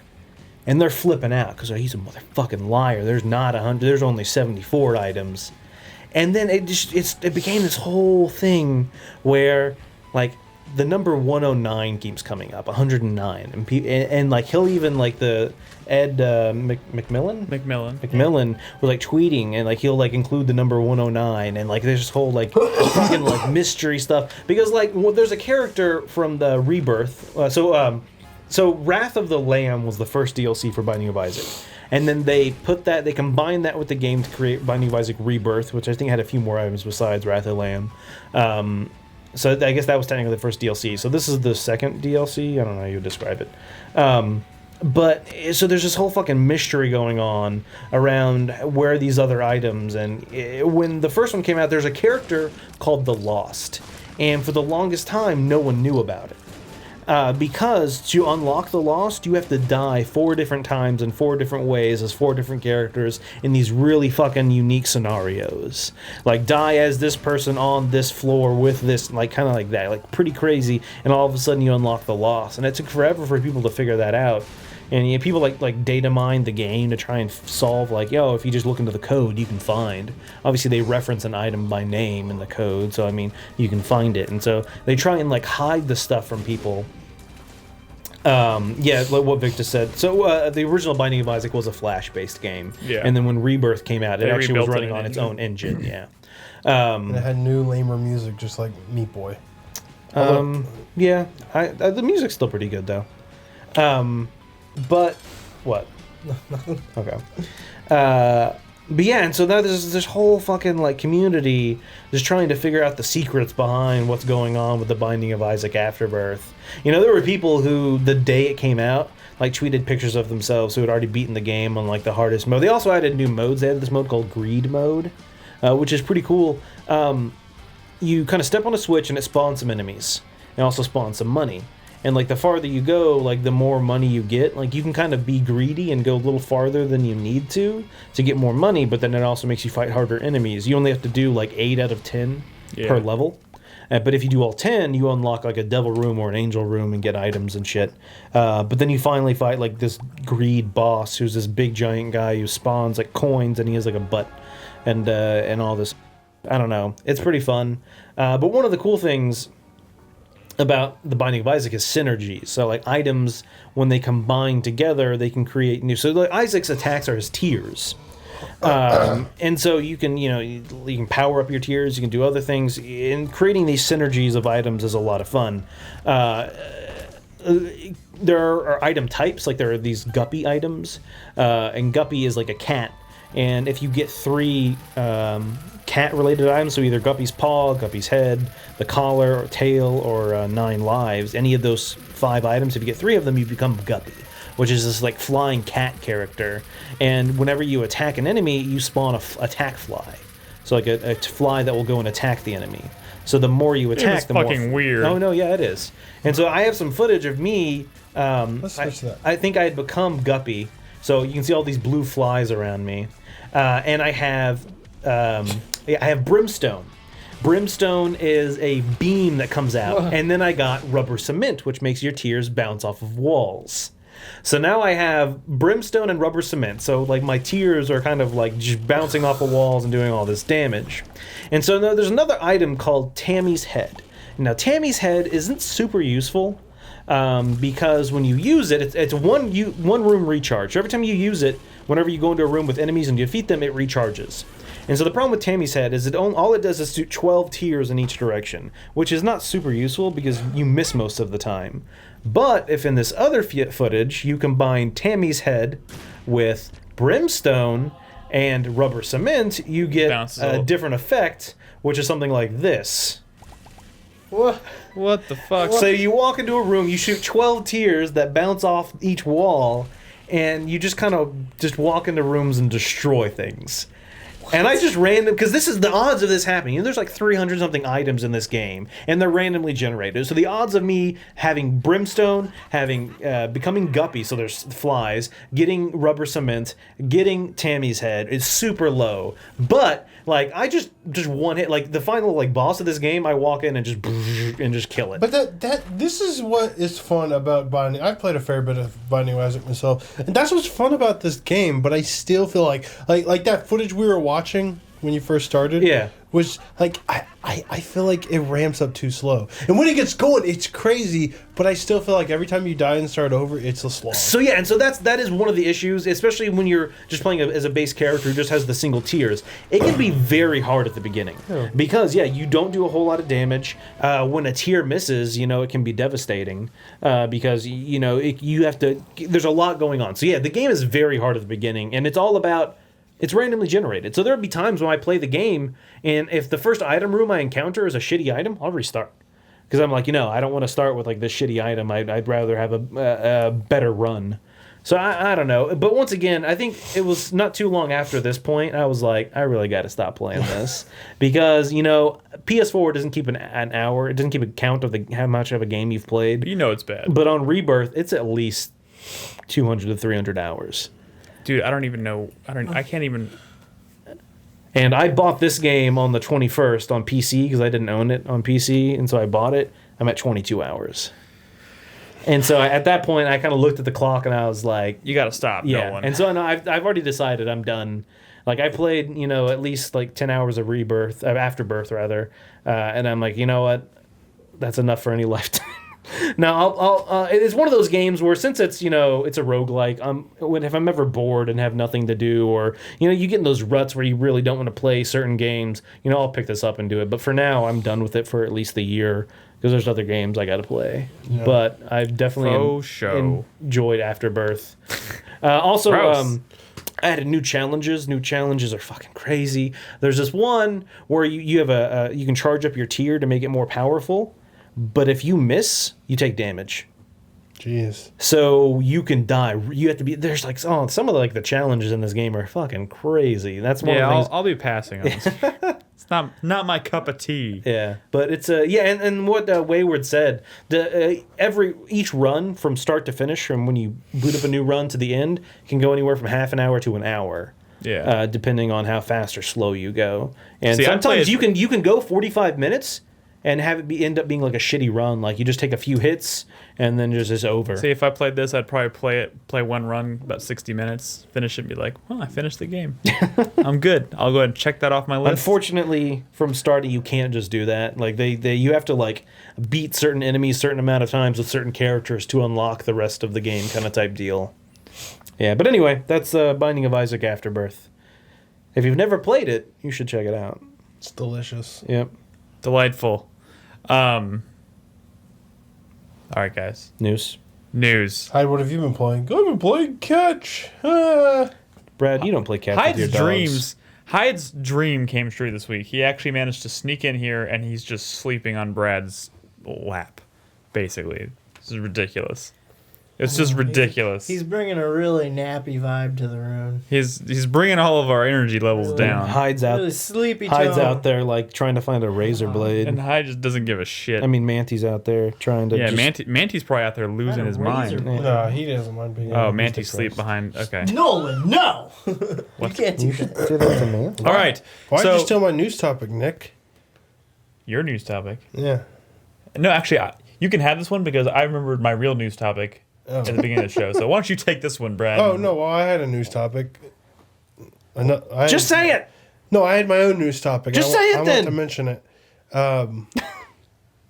So Activision made a purchase. Oh yeah. Oh no. Yeah, they $6 billion. Yep. Well, For, five- for 5.9 Candy Crush. billion. For Candy Crush and the developer, I guess. One more reason to hate Activision. $6 billion. That's How an funny would illegal it amount of be- money. How funny would it be if Activision bought King and King got less slimy? The funniest part is the fact that this is a game that was stolen. You know what I'm saying? It's like King just like stole a game and then made it big and then sold it. $6 billion. That's more than Disney paid for Star Wars. Yeah. It's more than Microsoft paid for Minecraft. But do you realize how many people play this game and how much money it earns? So I get it, but what I like, want to $6 know billion. No. is What when are they is gonna No. do with it? I don't get it. what I want to know is when is the Candy Crush movie coming out? I don't know. What I want to know is why are people so lame that they play this game? Do they have Candy Crush candy? Dude, yes, maybe, right? I I don't would know that assume- for sure. I would assume. But I'm going to say with conviction that yes, they do. They probably do, yeah. If they don't, they're missing out. Dude, when I Let's do a just real quick, just a recap. What major properties does Activision own that we really care about today? Huh? What are you asking us? Like Call of Duty? No, like what? No. World of Warcraft? Destiny, Do we? Skylanders? What do we care about, people? Destiny. Okay, maybe Destiny. Prototype? I think the best example I can think of right now is Transformers. Destiny. No. I think they have the rights to Star Trek games. Really? I don't know. That might Man, not be true. Activision is just Is what? they're kind of a shit show. Anyway, I'm What are sorry. you talking about? They're a shit show. I mean, they're fucking Like- rich as hell. The worst thing about Candy Crush they're also Blizzard. is like Yeah, I guess. Yeah. you know, you think of the people who play this game. Like Bernadette played it for a long time. I've never played it. That's Puzzle Quest or something. Well, that's the thing. Is it's so accessible. It's so accessible to Dude, everyone. it's addicting. It's on Facebook, and so like my father, who is a 55-year-old man who surveyed land. He worked with his hands. He was a jeweler for a while. He made jewelry. He fucking like now he drives trucks. He plays Candy Crush now. Dude, my real mom plays Candy Crush. She's never had the internet in her life. What? She plays Candy But that's Crush. what I'm talking about. She's It never is- had a smartphone. It is so What does she simple. play on? Facebook An at work. abacus? Like it is so simple and it's become so accessible to people that it's a super simple idea and you can play it on anything anywhere. Dude, it gets kind of crazy. And yeah, I don't understand it personally. Crispy, get your head out of that. I can see No, you daydreaming about Candy Crush. Well, when I was with my ex-girlfriend, she got really deep into Candy Crush. So like every night, like we were laying in bed like playing Candy Crush, and I hated myself every second of it. I was like, no, I'm playing Candy Crush. No one would disown me if he knew about this. Sorry. But it is fucking addicting. Like, And so that's the thing. It's like Bernadette. and they would only get- give you they only give you like 6 lives a day. Yeah. So like when you fuck up a puzzle and you can't play anymore for another 24 hours, you just like want to fucking Yeah, Bernadette punch would, a baby would be kitten. sitting on the couch playing it while it's like, hey, let's watch a TV show, and she'd be like, okay, and all of a sudden pull out Candy Crush, and she'd be so like frustrated because she's been stuck on this one level for like days, and you can pay, and thankfully she never did, she never paid for, to my knowledge, Bernadette, never paid to like progress She's in the been hiding those game. bills. But that's the thing is, yeah, you get addicted. Now you got to wait 24 hours, or you can give like $1, a little bit of money. It's one of those situations where. No, never. And no, I agree. Never. Or you could buy those little fucking candy like gobstoppers that explode and kill. Hey, we're talking way too much about Candy Crush. I agree. Let's move on. I agree. That's the most we should ever dedicate to talking about Candy Crush in this Never podcast. again. Anyways, I have a news topic. Do y'all want to talk about Nier 2 gameplay? Well, that was okay. Yeah, let's talk about Nier Automata. Automata. Oh, Automata. Yeah, I'm pretty sure it's Automata. Automata. Automata? Yeah, like an automaton.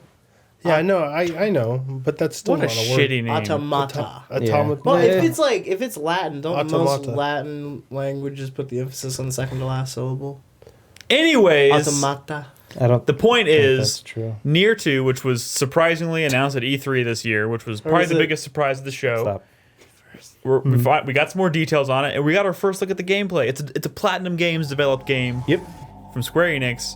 Still No one an ever thought we'd get a RPG? sequel to this. That's the big question here. Is this still an RPG? That's I think what it's they got said. to. That's what the director said. I think it's got to have some RPG. I mean, I elements. assume it is. mean, RPG look- elements or RPG? I mean, Platinum Games is capable of doing RPGs. Like from what I saw of Scalebound, that still looks like it has some pretty heavy RPG elements. Like Digital Kami, I mean, those guys were more or less. I don't Digital doubt this will be. I don't doubt this will be an RPG. Kami. I mean, it looks like What- a Devil May Cry style action game. What blows me away is that, Just a like round- when this game, like this looks like a huge jump in like quality. just like on every like the visual style, the combat, the speed, the controls, like it just looks I mean, fucking. it looks like a Platinum Games. Yeah, it action looks game. like a I know. more recent Platinum Games It's just so action game. weird because the first game wasn't really polished in any real area at all. Oh my Yeah. god. This looks amazing. Yeah, it looks pretty good. Which I'm glad that the bullet hell stuff is still in this game because that was present in the It's first. my only problem with this game is now I got to play Nier. that should not be a Nier problem. is a weird game, but it's cool. Like, but that's the thing: is this game gonna be just a straightforward action game? Because Nier had like, it was a weird game. Like, there was a part where it just became a text adventure. There was a part where it became like this isometric, like just for no reason. You were in a mansion and they were like, "We're just gonna go like isometric. We're gonna zoom the camera way out." Like, I don't even I understand. mean, what's wrong with that? No, I mean nothing. It was Yeah. cool. It was. I think what was really cool about Nier was its world. It had like this really cool story with like this really cool Probably one of the most atmosphere. unique Yeah. worlds I've ever played in an Yeah. RPG. It was very atmospheric, and it had this great soundtrack, and it had these characters that were surprisingly cool. A talking book that was like, Oh god, is the book back? no, I mean, I don't know. I don't know what's. I have no idea if this one's even directly connected to the first Nier. I mean, I'm sure it is in some ways. I mean, you definitely fought similar looking automatons in the first game, but it's just crazy. I don't know. I'll tell you what I'm probably most excited about though is another fucking Nier soundtrack because that is still Yeah, same one director, of the same best composer. soundtracks I've ever listened to. So I wonder, but Nier also had like towns. It had a world. You know, you did side quests. There was like loot. You know, there was Like- systems.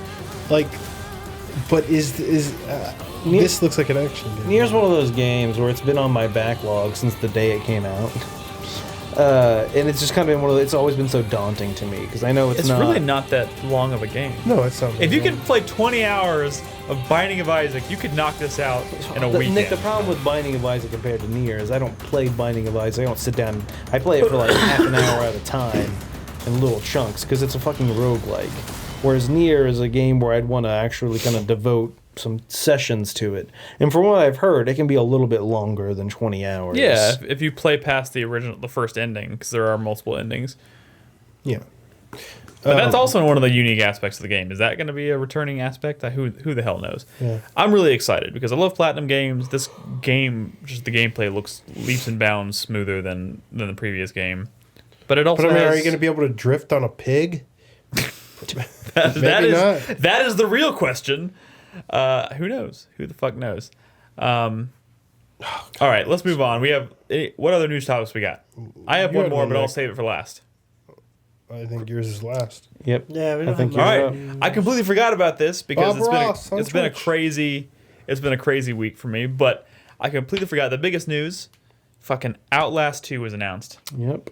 and if you remember, I love the original Outlast. I remember. And what is so cool about this one, what it seems like they're doing with this one, is that it looks like they're taking the like anthology route, where they're gonna make Outlast 2 is gonna be totally different concept, not may be loosely related to Outlast 1, like lore wise. What do you whatever. mean different concept? Because I think the most striking part of Outlast was the night kind of vision. night vision Yeah, camera. and that is the thread that will tie them all together. But this one is strongly suggesting that the theme, instead of being in like an asylum, it's gonna be centered around this idea of like religious cults and like maybe even Do a theme park. Yeah.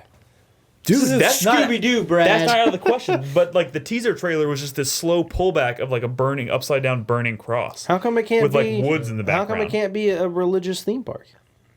Oh my god. They do get those, right? They But have guys, one of the those in haunted Orlando called the Holy Land Experience, and it's ridiculous. But guys, this is so great because honestly, like religion is one of the scariest fucking things in the world to me, and the idea of like being chased through the woods by like religious nuts while having nothing but like night vision to guide me through the woods is fucking awesome. woods are traditionally creepy. Like I'm really hoping that this is like this seems like they're going kind of like the American, like some American Horror Story. yeah, like the American Horror Story. It's Power like, hungry. Power hungry in chat said, where everything's gonna be a little bit different. And like that sounds totally cool to me, and I'm really kind of hoping maybe that this is like different enough that they even like maybe even ditch the like supernatural element of it and just make it purely about like crazy fucking people chasing you through the woods and all you have is night vision. I like mean, that could be cool. you say religious cult in a video game, they're probably going to be like summoning demons or something. Probably so. Summoning dick but like, monsters. But like, if the big setting ol' of this game is like truly out dick like monkeys. in like a wooded area, like I'm thinking like Blair Witch Project shit. Like Which was kind of supernatural. sure, and you know they don't have to do this. Was it? I was fine with the supernatural element. I'm just like if the setting is really out in the woods, all I have is this night vision. That I don't know. That just seems like a really cool setting for me, and I don't know. Are they just calling it Outlast 2? Do they have, like, a subtitle? That's what the teaser called it, but it was very much just a teaser. Like Is no this trailer. where I talk about how I played Whistleblower last week and I don't really like Outlast? Well, you talked about Outlast when you first played Outlast, and you didn't really like it. shut so- up. It's just, where do I go? I can climb up this? I That's never Outlast. had a problem finding out where to go. You in don't that game. remember. I played it last week. It happens. I beat that whole game in one sitting. So did I. The first one. I don't know. I mean, it had that game to me had just enough disorientation versus like, but not so much that you couldn't quickly like orient yourself and figure out where you were going. But it was dark enough, and the world was built in such a way that yes, when you first enter a room and you're being chased by something, you may not immediately know where to go. But I was never stuck for so long that I was just like pulling my hair out with frustration. But anyways, that's neither here nor there. I think it's time for the community because news is kind of light this week. Is he snoring? No, I should breathe in. Just breathing heavy? Wake up, Hyde. You're disturbing us. God. You terrified him. It's the community. Yay! It's time for community. Did y'all thank patrons last week? No. What dickholes. All right, so You're the dickhole of Nolan for not being here. I was in Dallas. I forgot to tell you that story. Yeah, by the you way. did. You dickhole. Should never go to Dallas. John Kennedy went to Dallas once. That's fucked up. Too soon. Yeah, I'm sorry. I feel bad about that. Oh my god! Crispy, we went there. God damn! We went there. You and me and Bernadette, we went I there. know. Oh, We saw it. We saw the horror. The moment I heard the word, never mind. Back and to the left. Anyway, new patrons. We got a couple today. So Jacknif. Did we think Jacknif before? Jacknuff does no. I don't think Okay. so. Jacknuff. Sam D. Sam D. Ryan Does Art. Chris C. That's Ryan does art, right? Yeah. Ryan Does Art. I wonder if he draws trees. I don't know. Caesar. Pierre Morton. and then some weird letters afterwards. Yes. I don't know. He's in our patron hip chat room now, by the way. Oh, cool. Is that his real name? Those I have crazy no words idea. and I letters call and him shapes? Plus. There's like a yin No, symbol. that's a different one. There's like a Oh, yin we're talking symbol in about his somebody else? name. Wait, what did you say, Noel? There's a yin symbol, like Japanese currency, like in his name. Something tells me he's not from here. And then Archer. So we 7 new patrons since our last thanking. The thankening. The thing. We have 7 new thankening. Yep. Thank you guys. You guys are kicking ass. Yep. We appreciate We you. have passed the $1,000 milestone. Yes, we have. We're able to buy air mattresses for everyone except Chris Davis for some reason. Oh, that's weird. I didn't get an air mattress. Oh. Well, you were You going to buy have one one. for you and Brian. Well, yeah, I have one. We didn't get one for me. Yeah. I know. No, because you didn't need Sharing one. Or air me. mattresses. So we have a new supporter of the month. We do. Most likely. I reached out to them. They haven't gotten back to me yet. Ooh, Who is it? Psycho Mantis. Oh, shit. Yep, it's a patron. He heard I like Castlevania, so hopefully he chooses Castlevania. So I sent him an email earlier. Hopefully he'll hear back soon. If we don't, we gotta choose a new person. We'll know by next week. Is that how that works? That is. We give him a certain amount of time. It would suck to go a whole month without a patron. But I think that's what happens if we don't. Wait, hear no, it back. happened once because we waited so long. Yeah. But I think we should give maybe a 3-day period. Yeah. But it would suck if you were like on a camping trip for 3 days, and when you got back, you were like, "Oh, here I am." And we were like, "It's too late. You missed I it." wonder how many. Fucking Biohunter that happened with. Yeah. That did happen. With Biohunter. Alrighty. So questions. A lot of questions this week. We gotta hurry through these. Yes. Do them quickly. So one of our new patrons, Caesar, asks, sci-fi games or fantasy games? Wow, that's simple. And that's He gets- a fucking He tough. I gets usually right go down. fantasy. I like sci-fi. You know why? Because fantasy's almost always in the outdoors, and nature is awesome. You know what's great about sci-fi games? There's no fucking now, though? waterfalls in your sci-fi game. Hey, No. Assassin's Creed is a sci-fi game. You know Is what's it? great about Technically. sci-fi nowadays, though, is that creators have finally said "fuck it" and just put magic in sci-fi. Like, That is true. That's In the a lot best. in a lot of situations, there's a mixture of There's sci-fi like and the fantasy. commando who shoots a gun, and the pilot who flies a ship, and then the space wizard who can make fucking black holes. Also? like, yes, Sword gameplay better than gun gameplay. dude. A lot of sci-fi games. I'm gonna go is, fantasy. I think the line is blurred, but honestly, It's I tough. probably tend to lean more towards fantasy. Sci-fi. Mr. No Man's Sky over here is just. Oh, I forgot All right, about No Man's Sky. moving on. Is that why you won't finish Next The Witcher? question jerk? from Miklopa. Miklopa. Miklopa. Alternative Goes to dimensions. Here's an alternative dimension question. Alternate dimension. I read Yes. this question. It's a weird one. In this dimension, you are a father. Proud father, a big, strong, and smart father. The kind of father that takes you to your ball game and buys you an ice cream when your team wins or loses. Oh, yeah. A Good very dad. proud father. Pick one of the 4-player member staff to be your child. Who would you take care of as your own son? 4-player staff members as our child? Yeah. Is that just limited to the people in this room? Yeah, make it easy. Just the people in this room. No, I gotta pick one of you I picked fuckers. Gamer Beck. He's not a staff member. Gamer Beck's a mod. Oh no, he's not. Never mind. I don't pick Gamer Beck. Someone sorry. mod Gamer Fuck you, Gamer Beck. Mod Gamer Beck. I picked Jack. Jack's my British son. You know?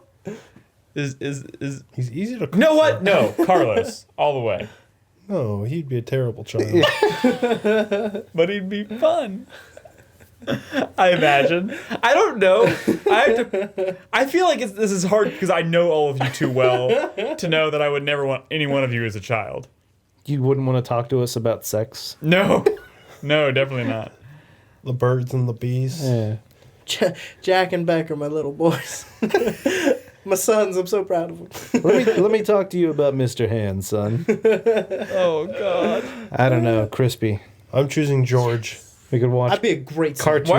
Why are we all very enthusiastic about picking the British staff Because- members? Dude, Brit- wouldn't it be great British to people are have like a inherently small witty. British child? Like Yeah. British children Cheerio. are, oh, He tell me about all the indie games I've never heard of. What if we all just Daddy, say, can I have some more jammy touches? let's just all say, let's just all say George, and everyone should tweet at George telling him we all. I'm pretty sure George is sleeping. Wait, I know. Jager could cook for us. No, the best part about having 2 kids is you can pit them against each other. Yeah, We should all- give them knives. Have like the favored child and then the one you always shun, and then when they grow up, the one you shun kills the other one and becomes like the new favorite. a warlord. Like, yeah. Oh man, that's All right, next question. This one's kind of a long one, so I gotta kind of skim / go through it Is quickly. this Walte Burger? Yeah, Walte Burger's God damn question. it, Walte Burger. Can you think of a game or any games with strange difficulty curves or just odd difficulty in general? An example that springs to mind for me is the original Far Cry. The game is great in its first half and has a steady difficulty progression, but then about halfway through, you're introduced to the mutants and suddenly the game takes a giant shit in your mouth. Literally, it becomes really difficult and in many cases cheap. And another game he mentions is the original Metal Gear Solid. How the beginning of the game is very difficult, and Yeah, if you what's look, up with that? If you look back to when me and Crispy did our Project M, there's a lot more guards than any other area. There's a whole spotlights, there's footprints, there's a lot going on at the beginning of the game that never comes into play again. It was a 12-hour Project M, and 4 hours of that was the first room. so any Are you games serious? with No, but no, it felt at like least it. like an hour almost. I think the Witcher games have really fucked up difficulty curves where they're really difficult At the beginning? annoyingly so at the beginning. Yeah. And then You just become just super sleepwalk overpowered. your way through the back half of the game because it's not even remotely challenging, unless it's just cheap. So I would think of Bethesda's type games like Skyrim and like Fallout when characters progress with you, like enemies progress with you, they're never you never go to an area and just destroy some enemies because they're always kind of they kind of level up with you. Yeah. And then every once in a while you'll just find one that's extremely difficult and kind of silly. Is this really a question about difficulty or balancing? Curve. Either. Yeah. Because I'm having a similar issue with Metal Gear Solid 5 in that game early on I was struggling to get through missions and whatnot. But the moment you really start to use quiet, that game is just a whole different level of easy. I can go into almost any mission and just wipe the floor. Because I can use her to trank guards for me and all that stuff, which I love. It's a really cool feature. I love it, but I don't feel that same level of challenge as I did before. Hey Nolan, I have a really good one I would like to say before we move on. Okay. Again, with a really satisfying difficulty curve is Castlevania Symphony of the Night, where you start off and it's very challenging and you have to be very careful. Holy shit. You gradually become a god with all kinds of fucking powers and cool shit. It's just so fucking satisfying. Yet boss fights are still difficult. Windolph, Oh, Swapper. the Swapper. Yeah, Holy shit. that's true. I loved that game. Loved it. Almost put it on my top 10 that year. Well, you didn't love it that much. And it just about halfway through, just took a giant shit in my mouth with this difficulty. Yeah. As Walt A. Burger so eloquently It's put one it. of those things where it's kind of the whole thinking with portals is I was thinking with swapping. the mechanics of the game never change. It's just how you interact. Yeah, and that game was ridiculous. It's so mind Anyway, we got to move on. Too many other questions. Pierre Morton asks, Also new patron. No press in chat. No press. Permonter back in the JTV days.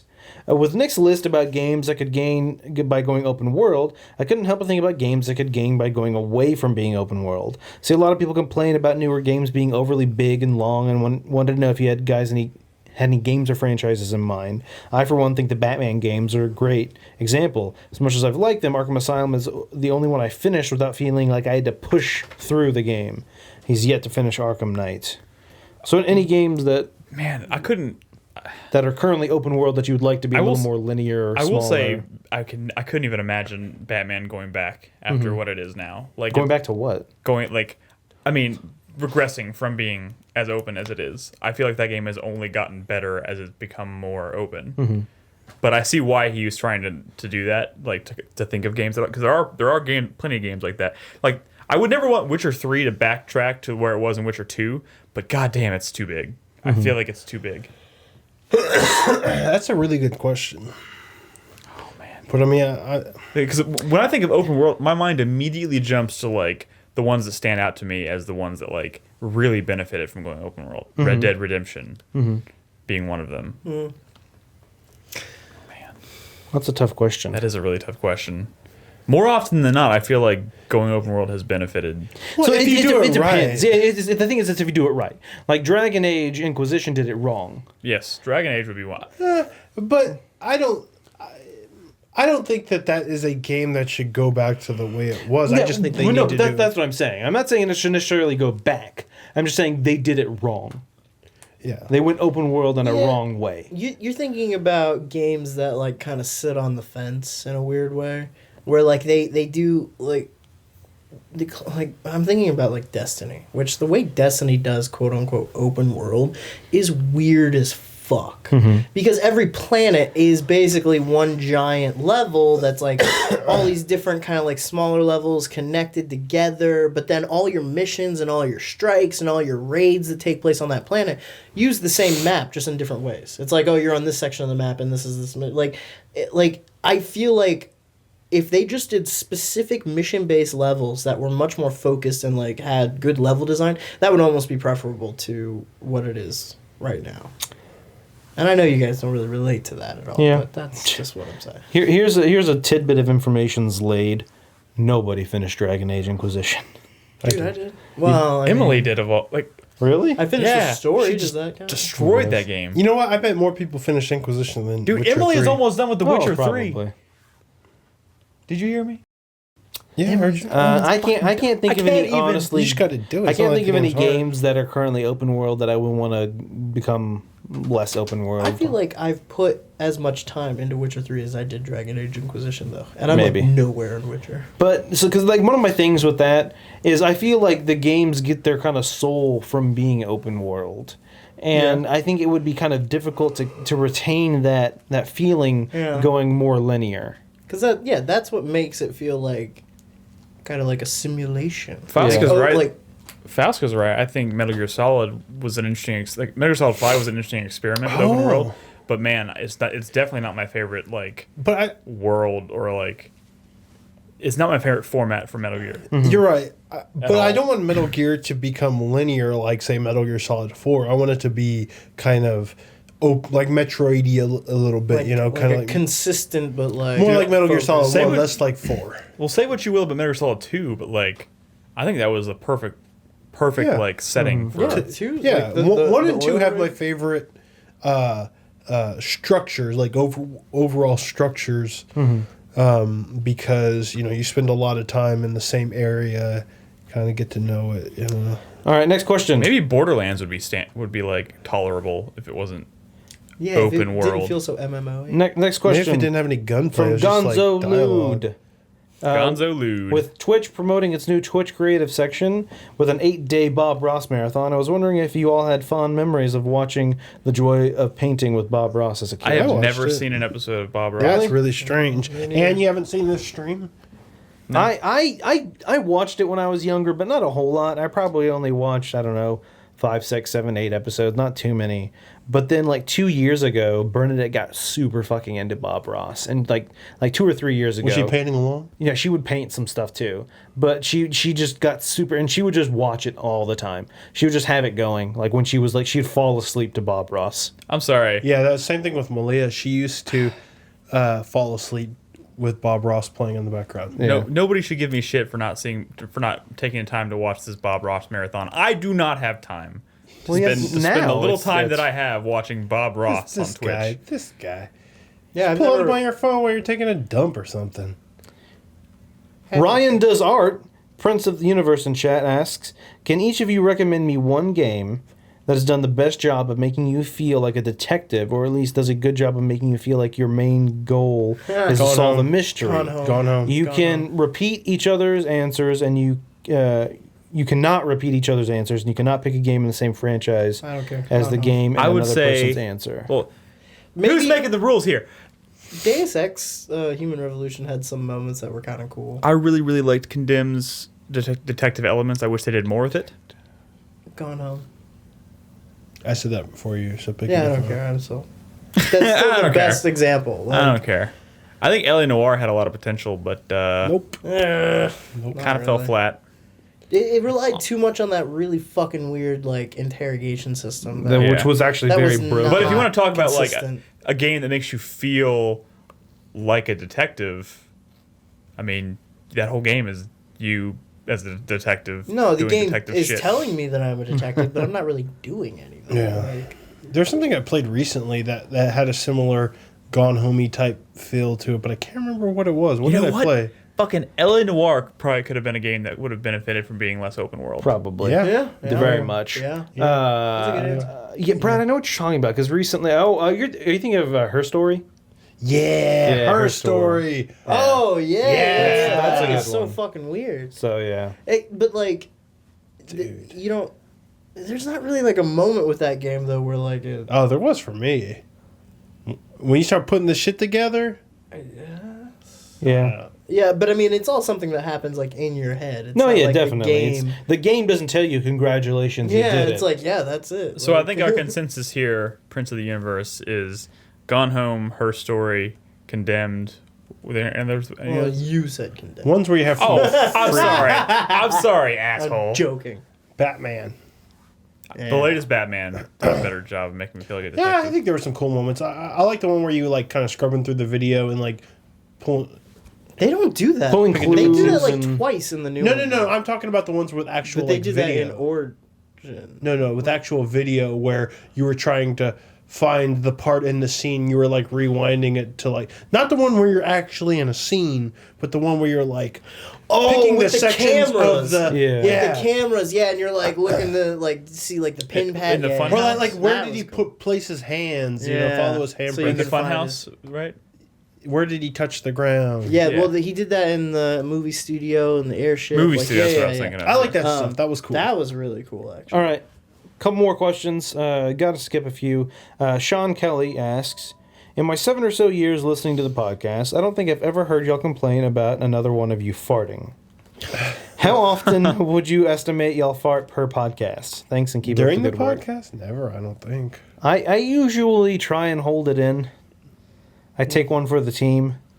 I think no one's farted once or twice, but in front of us. Oh, definitely. Well, at least with the last board game I'm night. farting Do right you now. know what has happened to this is on the topic of farts, but it's more on the topic of dog farts. In the past 2 weeks, it happened to me and it happened to Malia, where in the middle of the night, one of the dogs farted, and it was so bad, it woke us up, and we thought one of the dogs crapped in the room. And we got up in the middle of the night and we were looking around for the turd. That's how bad one of the dogs farted. And it happened to us for the first time ever. It happened to both of us in the past 2 weeks. Wow. Who's the culprit? We don't know. But it was so bad. In the middle of the night, I was like, where's the poo? Where's the poo? Where's the poo? And then it subsided. And I was just like, God damn. Dog farts can be really bad. Brad's just putting the blame on the dog. Never It was had a him the smell whole wake time. me It's up. like, what happens inside Brad that? actually farted and Malia got up looking for the turd. Here's the guy. Must have been the dog. Oh, man. I've had some pretty bad ones. Oh, God. I'll say twice a month. On the podcast or just in Yeah. general? I mean, I'm usually pretty good about working my stuff out before I come to the show, so. I take a poop. Thanks for clarifying that. I wasn't really, I knew what you were talking about. You know, it's probably this new fucking food. Yeah, you think? Maybe.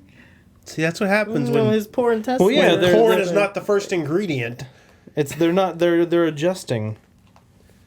You got meat as the first ingredient. and All of a right, sudden- Landon M asks, I just recently bought a used PlayStation 2. What are some of the games that you would recommend I get for the system? I missed most of that generation, except I played a couple of games like Shadow of the Colossus and GTA. He missed most of the PS2? PS2 generation? That's Jesus the Christ. best generation. Where do you start? PsyOps. Jesus It was on Christ. PS2, right? Is that where you start? No. Dude, I love PsyOps. That game is great. Jeez, it depends on the style of game you want. I'm trying to just think back through all my catalog. I mean, Silent Hill all the Silent Hill games on the PS2. GTA San shit I used to Andreas. get- Oh, you found- Onimusha. Thank you, Chris Onimusha. Davis. Yeah. Onimusha It's so is weird definitely that one. is just didn't happen last generation. This isn't happening this generation. Oh, Onimusha, Onimusha, that's so yeah. weird. How do you know it's not happening this generation, Brad? It's not happening. Shut up. So I mean, Persona 3 is a fantastic game. And Persona 4 is a good game, too. Yeah. Dirge of Cerberus. Just kidding. Dark Cloud 2. Dark Cloud 2 is a fantastic Absolutely Dark game. Cloud 2. That game I have some of my most fondest memories. Final Fantasy 10/12. I think there's so many. Yeah, What are we even doing? I mean, I think he doesn't want so many. He wants, like, you have to play this. You know, one of those situations. And that's tough. If you played Shadow of the Colossus and you haven't played Eco, play Eco. Play some of those Devil May Cry games. Yeah. Man. That's a god damn, that's a hard one. Dark Cloud 2, definitely. Definitely. Shut up. Oh, yeah, thank you, Toast. I need the fucking Metal Gear games. Okami. Like Metal Gear Solid 3. That's my answer. MGS3. If you need a PS2 game, Metal Gear Solid 3. Twisted Metal Black. Katamari. Katamari Damacy. All right, we need to move on. Yeah, we do. Last final question for the night. Michael M asks, what are the best food/snacks to have while watching a movie? I'm anti-popcorn. Oh, I get this love- prosciutto pizza. I love Haribo bears. Oh, I don't know. Haribo bears and If you had to choose between Haribo and Sour Straws. No. The During a movie? classic. The classic. Well, not okay. It's Haribo. maybe not the definitive classic, but like the best movie candy is Twizzlers. Oh, no, fuck no. dude, Twizzlers No. are disgusting. You're disgusting, Nick. I will come over there right now and beat the fuck out of you. Hey, Crispy. Red They step on scratched the Hyde's dog's head. head. Crispy, they suck. He's moving his head closer to my They foot. suck. I hate Twizzlers. Twizzlers are great. I like Twizzlers the are great. I like the Twizzlers are great. sour I'm sorry, I got filled really- ones. The sour filled ones. Weird. Why would you? What do you? 'Cause it doesn't Do you taste like guys a like Twizzlers. red vines or something? No, No. no. Am I wrong? They're too rubbery. We're not children and/or grew up in the 50s. They're too rubbery. Twizzlers? Yeah. Yeah. Oh, shut the fuck up! I'm not Yeah. like Not even a this candy. isn't Charleston Chew over here. Okay. My favorite snack to eat while wafer. watching a movie at home by myself because I don't want to annoy people that I'm watching movies with. Pretzels. I love eating pretzels. Nick while does watching love TV. fucking pretzels. Fucking them eating. them. What Thank you very brand of much. pretzels do you Yeah, like? roll gold. Rolled Golds. What are you Yeah. talking about? That's Nick's go-to. I mean, aren't they all like? It's like No, they aren't. they're all the same. No, they're Have you not. ever tried to branch out? Like, have you ever had like a honey wheat pretzel? No. The Those are best really good. pretzels are the Classic rods. Rolled Golds. The rod pretzels. Yeah. Those are Hot the best. rods? No. My go-to snack Dude, Swedish fish are really good. Yeah. are sunflower seeds. Oh, no. I fucking love me Disgusting. some I'm fucking scared of sunflower seeds. seeds. I don't think I even know how to eat them. Do it at home right now because I bought I it. just see people put them in their mouth like, and then spit Do you out mean the you shell. see I'm me like- do that? Because I'm when like- we lived together, I'm sure I did it fucking Don't they plenty. just taste like salt? No. There was this one time I was watching a never actually movie had one. next to Nolan, and then I looked down at my hand, and it was like Ace Ventura with all the seeds piled up on top of my hand, and I was like, "What is happening right now?" Oh, he did. like at home right now, there's because I went on my trip to Dallas.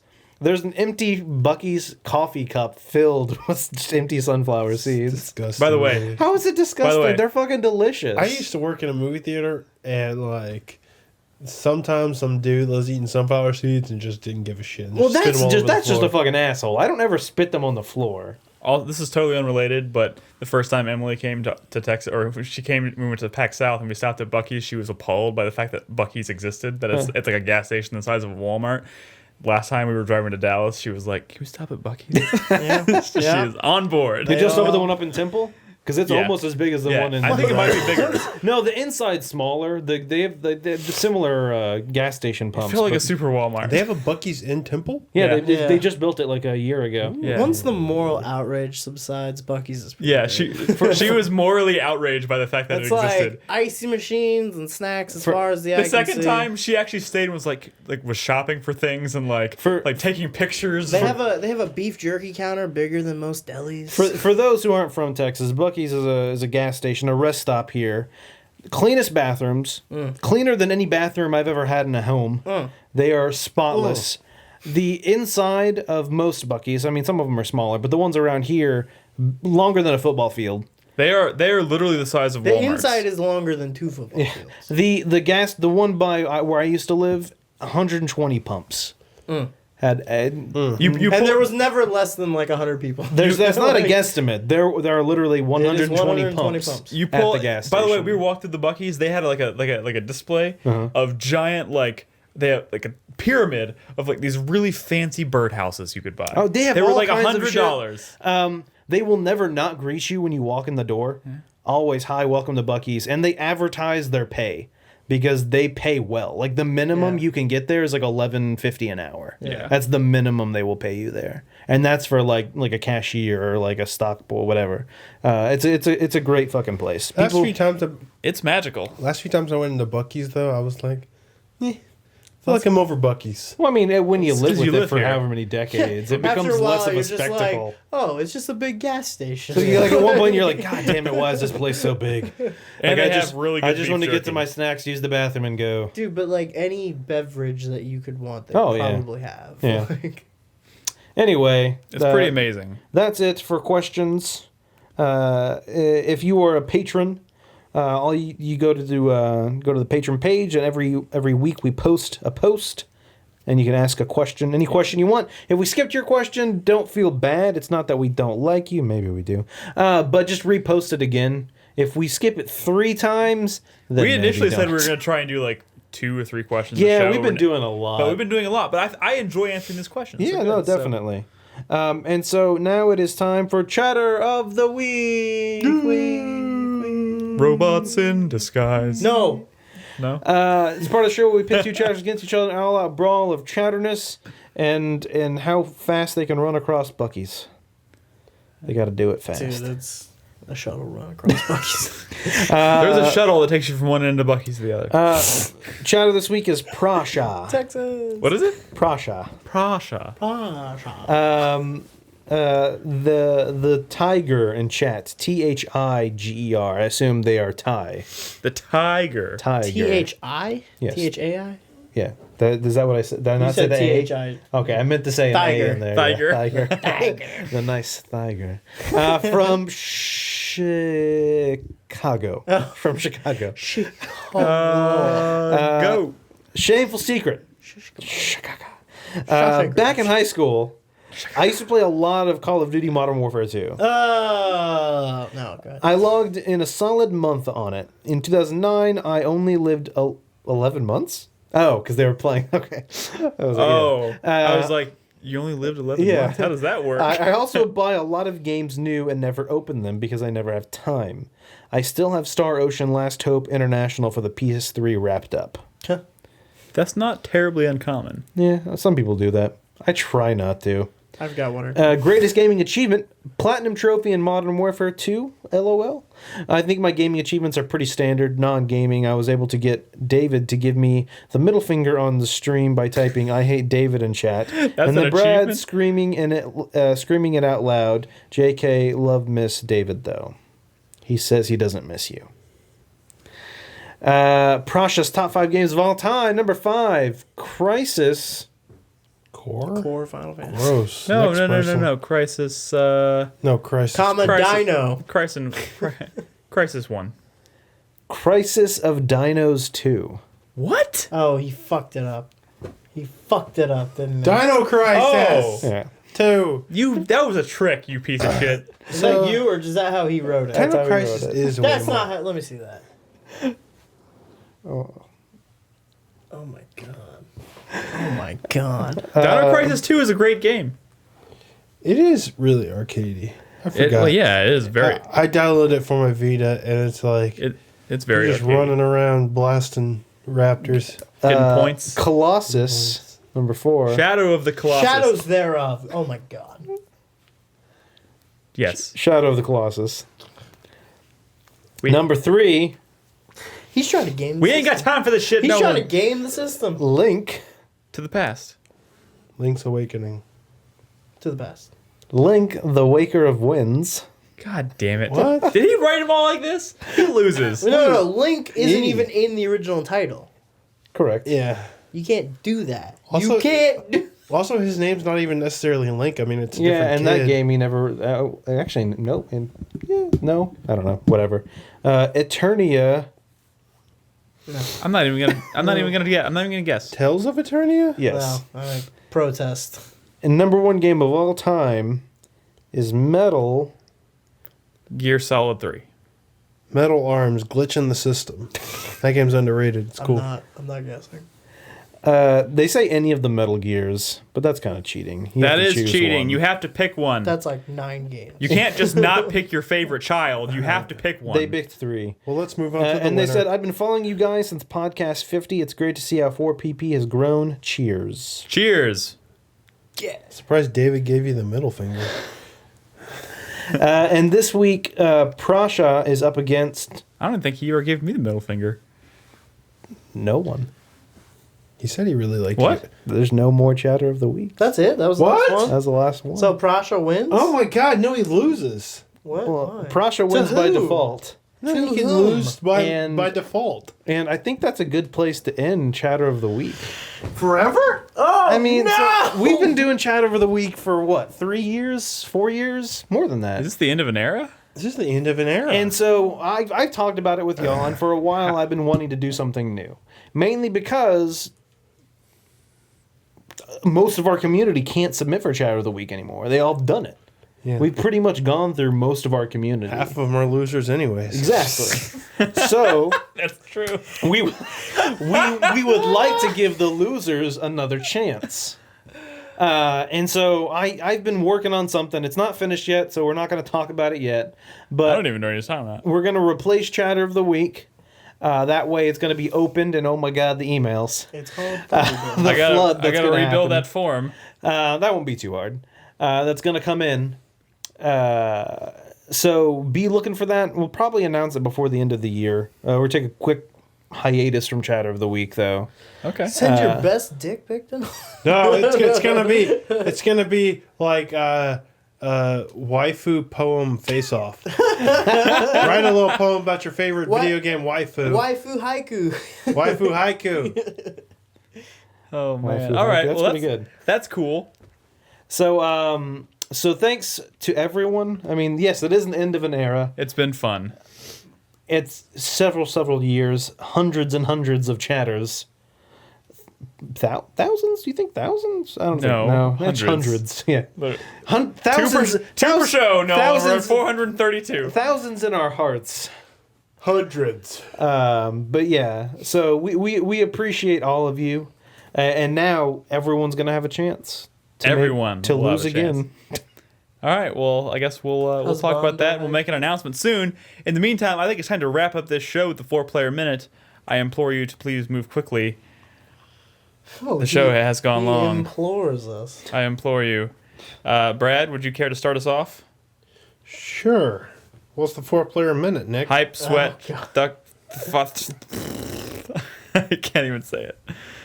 You know what I'm talking about. My video game hype is, let me be real here. I'm really hyped about Fallout. I'm really excited. I can't wait. I know I don't talk about it all the time, and it's mostly because we more or less know what we're going to get. Well, let's get serious. Hey man, Fallout is coming. they did the mark out. All right, God, I cannot talk. They did the marketing really well because they literally just hit you with a really awesome Right in the nuts. They hit you right in the nuts with an announcement and showing you plenty of what to expect, and then nothing. Dude, go back and watch the conference from when Well, we they were did. doing the live stream. Yeah, oh my God. We flipped We the were just fuck like, out. And I'm sure y'all You were. should see and me. I was losing I'm my sure y'all mind. were because it's one of those things where no one really saw it coming. I mean, we knew it was coming. I had popcorn. I was throwing it at Todd Howard. I was like, "You were amazing." We knew Dude, Fallout I was coming, but we didn't know to the extent that it was coming. And then Oh the my fact God, that it it was came coming all so over soon, us. and and the hype train didn't stop. Todd Howard got up there, and his erection just kept going because he knew everyone was Dude, fucking you should loving have seen all the erections in the room. I know. Yeah. My second hype is for that new Doom. Oh my god! I'm just More kidding. wood than a forest. I'm just kidding. Than a forest. No one cares about that. My sweat is for Indivisible. Still pretty far away from its goal, but the prototype for their Yeah. Kickstarter, they released it on PlayStation Network today. You Which can is download really it interesting. to your PS4. Yeah. a prototype for a prototype game. for a game that's on not even in Kickstarter, active development. That's not even close to reaching their goal. Yeah, they put it up on the. But I mean that kind of shows you how good this game could be. The fact that they already have a working prototype that they got running on a PS4, that they can make a good game. Yeah, I hope this helps. I hope it helps. I agree. I hope What is it called again? Indivisible. Download it. Nick. Yes. Damn it. Hopefully, maybe, I don't have any internet yet. Yeah. Hopefully, Sony might put it on their website. Maybe they'll feature it in some way just to get more attention to it. Fuck you goes to Konami just for being in general shitty, but more specifically, they're already like kicking things into gear for the next Metal Gear game. But let's just give them a preemptive fuck you because we know it's gonna be a disaster, right? No, definitely, probably. But at the same time, kind of exciting. What is what happens? Like can it become as disastrous as like Lords of Shadow? What does Metal Gear Solid look like after Kojima? I mean, what did it look like with Kojima? It was always crazy and different. Yeah. I don't know.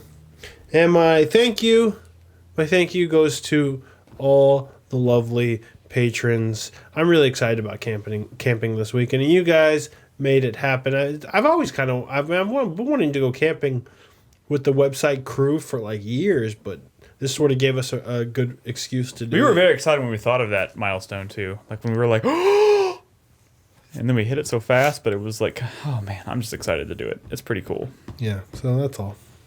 Nolan. My hype isn't for Fallout. It's for Fallout. It really is. I could not be more fucking excited. Bernadette is equally excited because we work opposite schedules. So I work in the morning and she works in the evening, so she's going to be playing it while I'm at work because she loved Fallout 3 and New Vegas. Mm-hmm. So I'm pretty excited for it, though. My shame is I sat through a dental cleaning with my zipper down the whole time. I didn't even know. And that douchebag hygienist didn't even say anything. She did not say anything, or she wasn't looking. She didn't zip it up for you? Or she didn't want to say anything. But I didn't notice until I was at work and I was getting coffee, and for some reason, like, you ever like check your fly just because? Dude, with these pants, with this like bright orange zipper on my pants, like I check it every 2 seconds. Yeah, and I noticed, and I was like, "Fuck." My thank you. Oh, mine's down right now. Goes to Crispy and Brad for playing some Triforce Heroes with me. Yeah, it was pretty fun. It was pretty fun. I'm looking forward to playing more of it. I'm into it can provide. We kind fun of shit the times. bed at the end there. Yeah, but yeah, that can happen. It happens. And my fuck you goes to Nintendo for the fucking Triforce Heroes demo. Yeah, it's such horseshit. They put out a demo that only was like worked for a couple of days. Like, you could only play the demo online with other people or download play, and then afterwards, I guess the demo is like available for like download play still, but you can't play it by yourself. Yeah, and it sucks that like it was a network test though. I realized it was a network test, but the demo is still on. You can still go downloading. So last night, when I was getting ready, I wanted to make sure everything was cool, so I downloaded the demo, and I couldn't do anything. I couldn't do anything at all. And it was like really frustrating that, I don't know. Like I said, I think you can still download play with it, but I wanted How about fuck you to developers in general, because whatever happened to the demo? Right? Remember demos? Yeah. Remember the 360 and all the games had demos? It's fucking cool. What happened to that? Remember the Prey demo? It was like 2 hours long. It was like half the game. That's it. Crispy. All right, my hype this week is obviously No Man's Sky. for Fallout 4. Oh my god! My other hype this week is obviously for No Man's Sky. the new Star Trek TV series coming out. Oh, It's yeah. just announced. that I gonna be can't good? fucking wait. Follow me here. My thank you this week is to No Man's Sky. Hi-Res Studios for releasing the entirety of Earth Siege, Star Siege, and Tribes. All of the games. All the games that were ever in that franchise, they just released basically as an Easter egg on their website, including an ISO of the PS2 Tribes game, which, Aerial Assault, which I don't know why the fuck you'd want to play that. It's kind of dog shit. But Tribes is a cool series. Can they do that? Yeah, they did. They fucking apparently did it. They're they like, can. if you For a want to play it on PS2 an game. emulator, here you go. Well, it's their game. Like, Yeah. You know? I feel like you signed a contract with Sony or whatever. Yeah, I don't know, man. But, like, Tribes was a cool series back in the day. And the fact that Hi-Res, since they're not really doing anything with it now, I guess Tribes Ascend is still... Are they dying, isn't it? Aren't they taking that offline. I don't know what's going on with this end. But they're kind of just like, yeah, we got all these games sitting around. It took people a while to figure out that it was an Easter egg on their website, but they finally did. And my hype this week is for No Man's Sky. I knew it was coming. All right. That's what she said. My sweat for this week is obviously going. I know we say this a lot, but it's especially true for me right now. I have no idea. Fallout comes out in 7 days. Mm-hmm. I have not finished Metal Gear. I have not finished Assassin's Creed. I have not finished Halo 3 or 5. I have not finished The Witcher. You're not finished Satellite Rain. I'm not going to. I mean, like, I haven't. What the fuck am I? I've been very busy because of the move and everything. Yeah. But hopefully, I'm getting settled in, which brings me to Dude, Nick, my like, next. when I moved this past summer, there was almost like a whole fucking month. Yeah. Like, it's not gonna get because like I still have to. I have to build a desk, which is gonna take a while because it's a big fucking desk, and like I'm still waiting on stuff to get delivered, like furniture wise and stuff that I bought. Like I'm just like. I have no fucking idea when I'm actually gonna get like a solid chunk of time to sit down and dive in. Like I feel like I can knock out Halo or something in a day or something. Halo, man. When did that even come out? Wayward Warrior. I will play a little bit of it and have to talk about it next week. And I know Chris Davis has been playing it and liking it. I will say yes. I also have hype for Spectre, which comes out on Friday when we're fucking camping. So my fuck you of the week goes to these guys for deciding to go camping on Bond weekend. Hey, it's our bonding weekend, Nick. Yeah. We're Bond. I didn't got time for that, and Male bonding. Yes! Bond. No, never mind. Okay. my hype goes to Rise of the Tomb Raider. No, I'm just kidding. Fallout 4. I'm pretty fucking excited to play Fallout 4. I don't know how much of it I'm probably gonna pop it in and play it for a few hours. What the fuck am I saying? I'm just gonna plow through that, and everything else is gonna take a backseat to it. We all know it's gonna happen. Yep. Okay. I think that's it. Yeah, I haven't been really keeping track of what I've been saying, but yeah, that's Cool. that's my 4-player minute, guys. I think that's gonna wrap up the show. Right? We Yeah. done? We Yeah. good? This is a wrap. Thank you guys for watching. If you're watching us live on Twitch, and Thanks for you, inviting us into your ear holes. thank Uh, you. Yeah, exactly. I apologize if you thought there was going to be a Terror Tuesday, but I forgot about the Zelda thing, and that's what we're going to be doing for the foreseeable future. And of course, again, we'll be camping this weekend, and we can't broadcast, but we will be recording all of the fun festivities and releasing a video for everybody to watch on YouTube, showing you what all the shenanigans we got ourselves into over the weekend. It should be a lot of fun. Of course, we'll be tweeting and whatnot throughout the week, so you can kind of, see what's going on in the meantime. But take the opportunity to get to know Ed a little bit over the weekend. He'll be broadcasting in some of the time slots, and of course, streaming out some stuff that we've pre-recorded. So the stream will go on during the weekend, even while we are out roughing it, quote unquote, in the woods. And I guess that's all we have. Please watch my top 5 if you are able. If you are one of the people who has access to it, please go watch it. It makes me feel good.